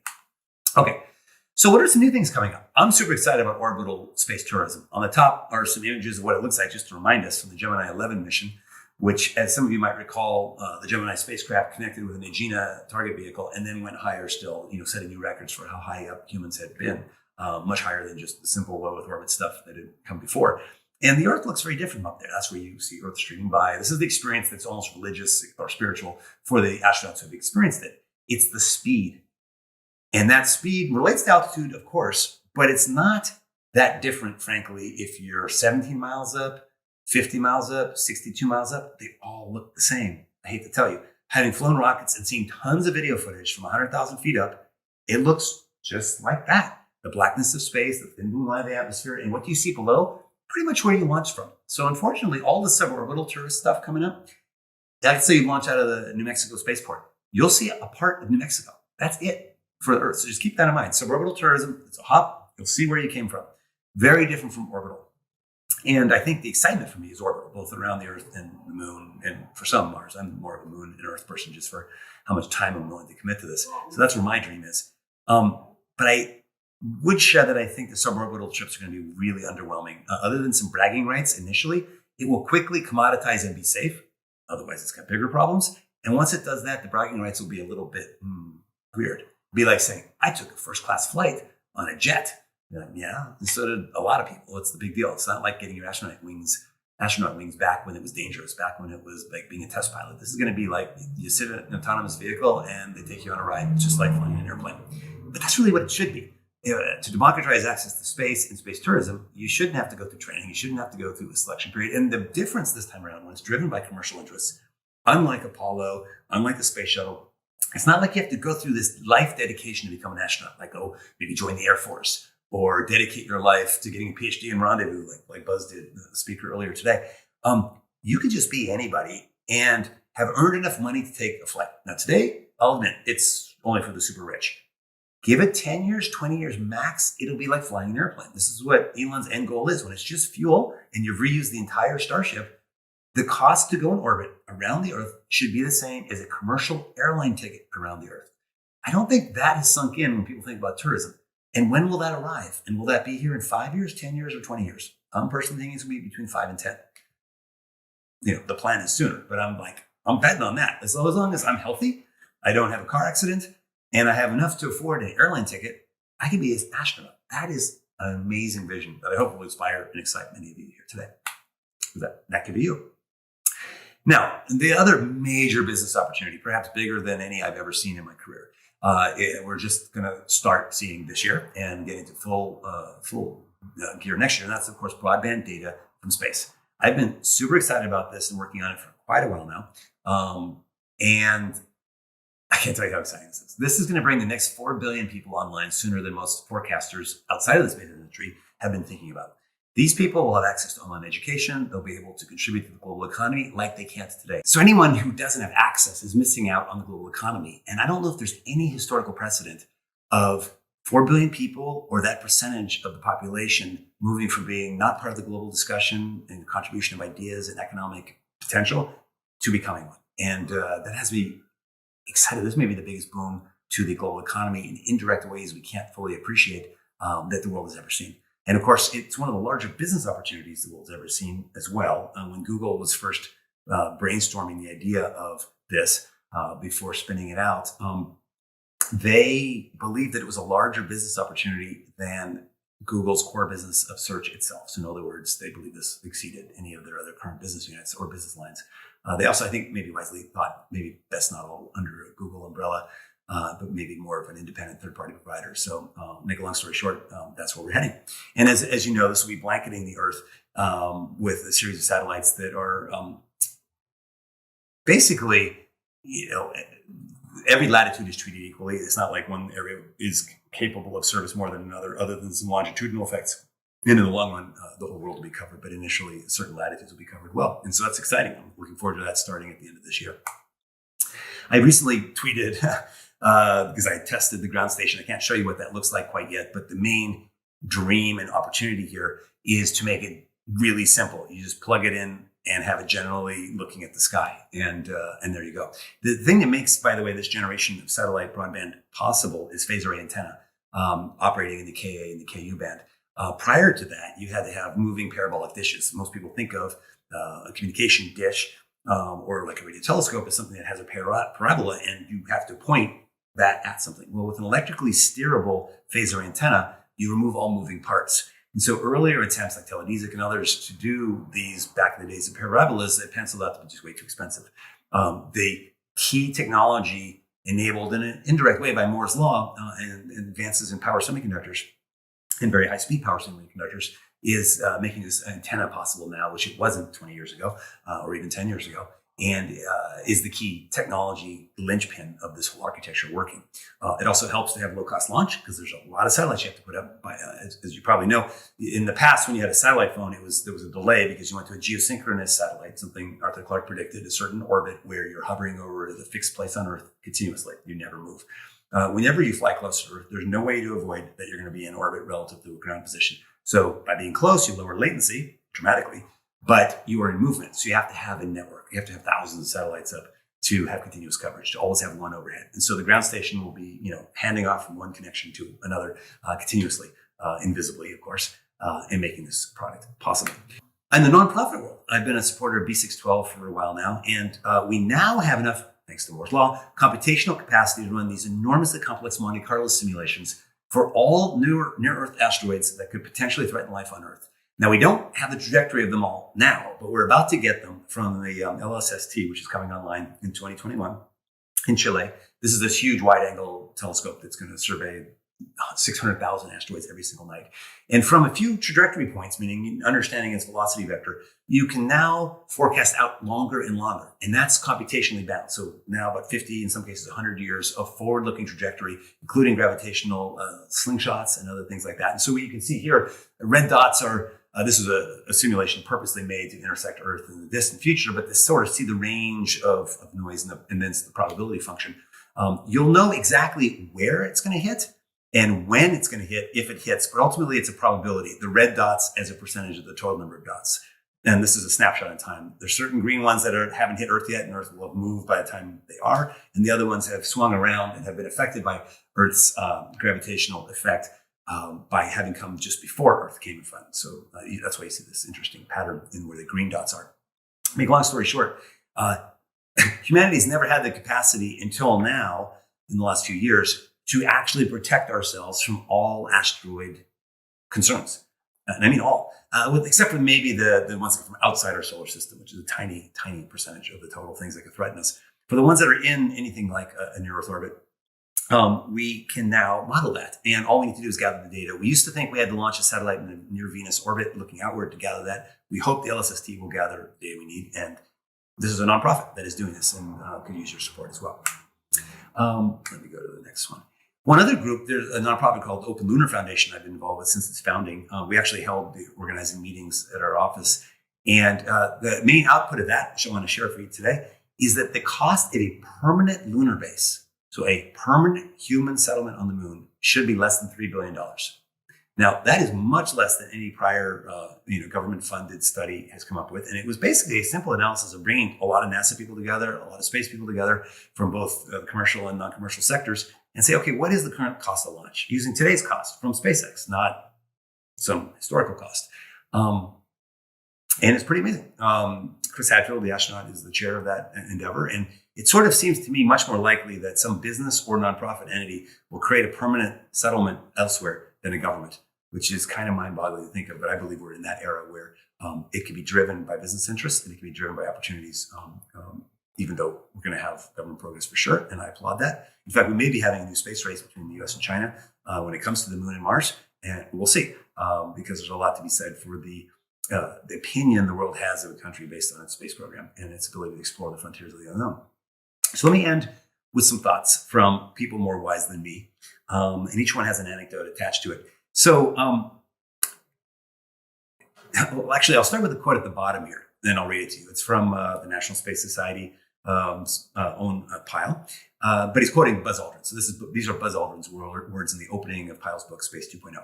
The first era of space exploration culminated with the return of Apollo 17's crew in 1972. We have not transported humans beyond Earth orbit since that time. This is simply not good enough.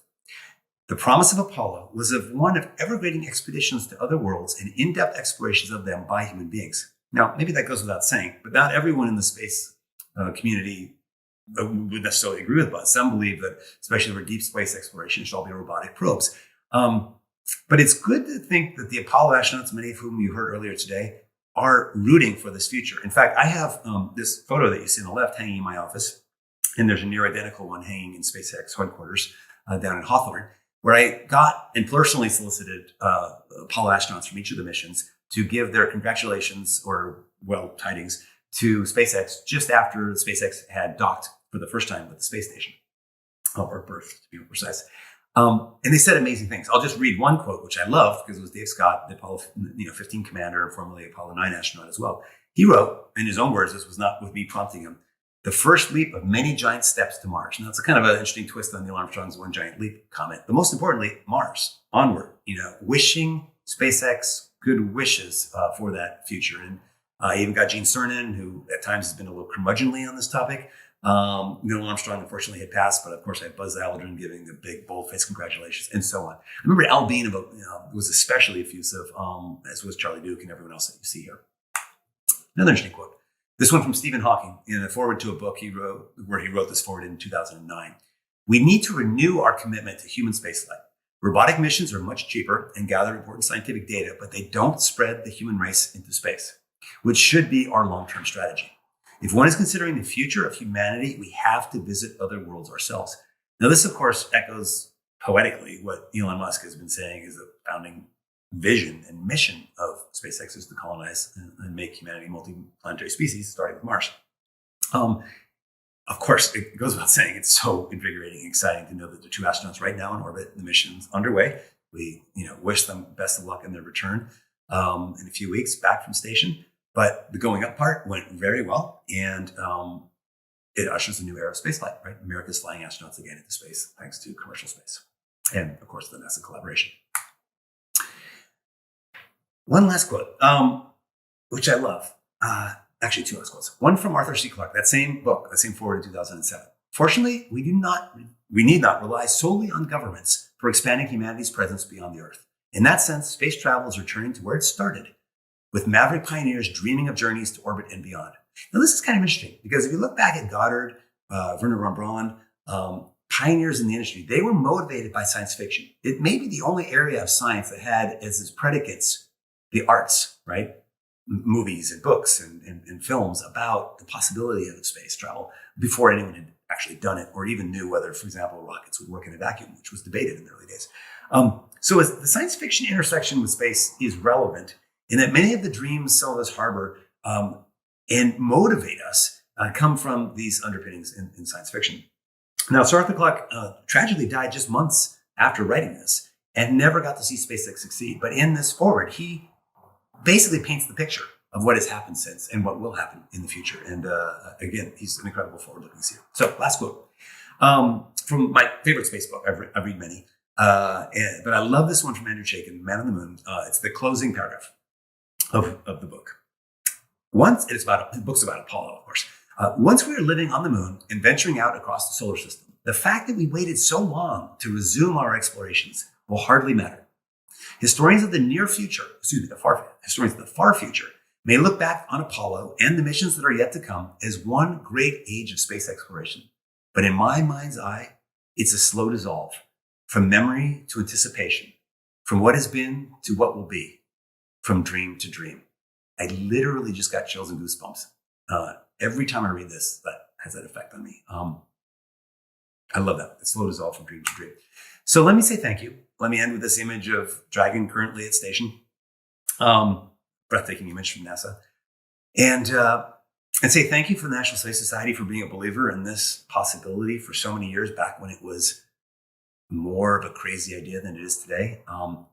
Everything that changes the world for the better Everything that is meaningful and disruptive change, because those are synonymous in my opinion, because if you're not changing something, it's not meaningful. It's like business as usual. Every meaningful change is regarded as crazy in the early days. Before someone shows that it can be done, it is ridiculed by the majority. This is true for simple ideas like Skype or Google or Hotmail in the internet domain. I promise you the majority of investors thought they were dumb ideas. I promise you the majority of the 500 VCs that are currently invested in the space sector thought it was a dumb idea 20 years ago. And for some, as early as 10 years ago. And for some, even 5 years ago. And yet they're still, playing, of course, the herd catch-up game, which we do so well. It's the pioneers, the believers, people like Elon Musk, people like NSS, and the folks that are members of this organization that really forge the future. I am prouder than anything I've done in my professional career to be associated in some small way with this. And I wish you all well as you explore the frontiers of the unknown, push the boundaries of humanity to new frontiers, and make life worth living. Thank you.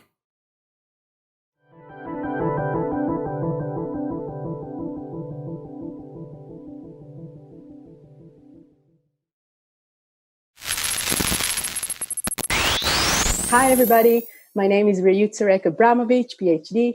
I'm a researcher, astrobiologist, and science educator at the Dead Sea Narabas Science Center in the Israeli desert. I've also co-founded and chairperson of the Israeli Mars Society. And I'm also a guest lecturer at the International Space University. I'm very happy to be here today. My goal is to find new life forms in the solar system and monitor existing one. For instance, when a human crew is working in isolation on a moon base or a Mars base. It's super, super tough to find life forms, new life forms in the solar system, and I'm happy to be part of this challenge. I co-founded NGOs in Israel in order to promote active participation of the public in our future on Mars, and I hope you're on a space journey too. See ya.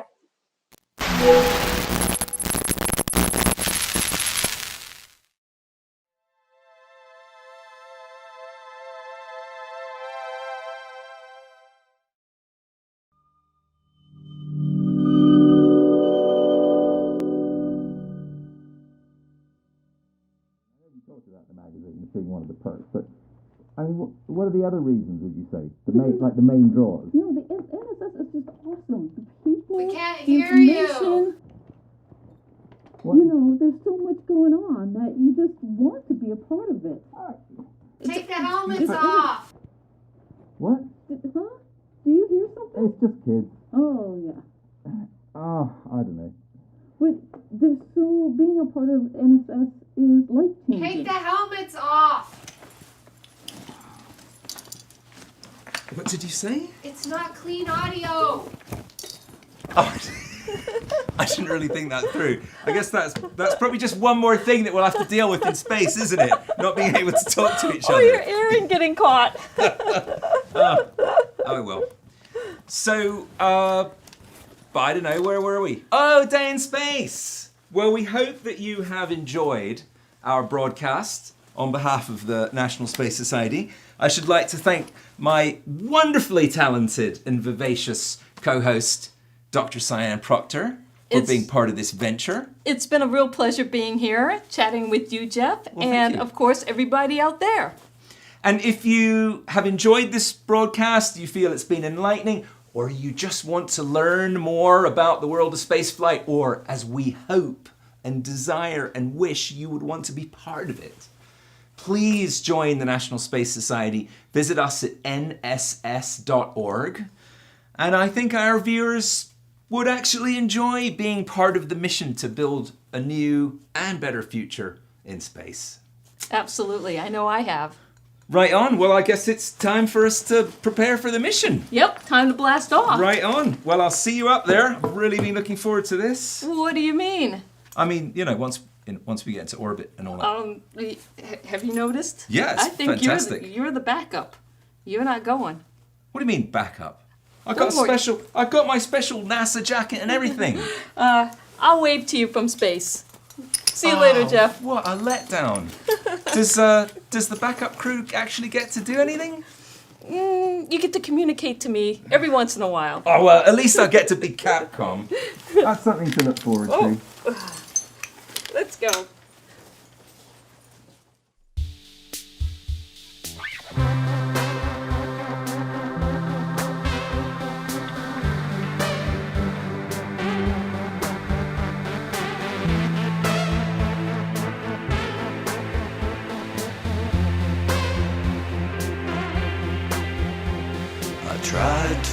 moment to leave. She sits in the bedroom and grieves. There's a sequence that starts all again. She can't get up anymore with the pain. The combination of these drugs has left her hopeless and lost. She wants to count the ways, but she can't count again.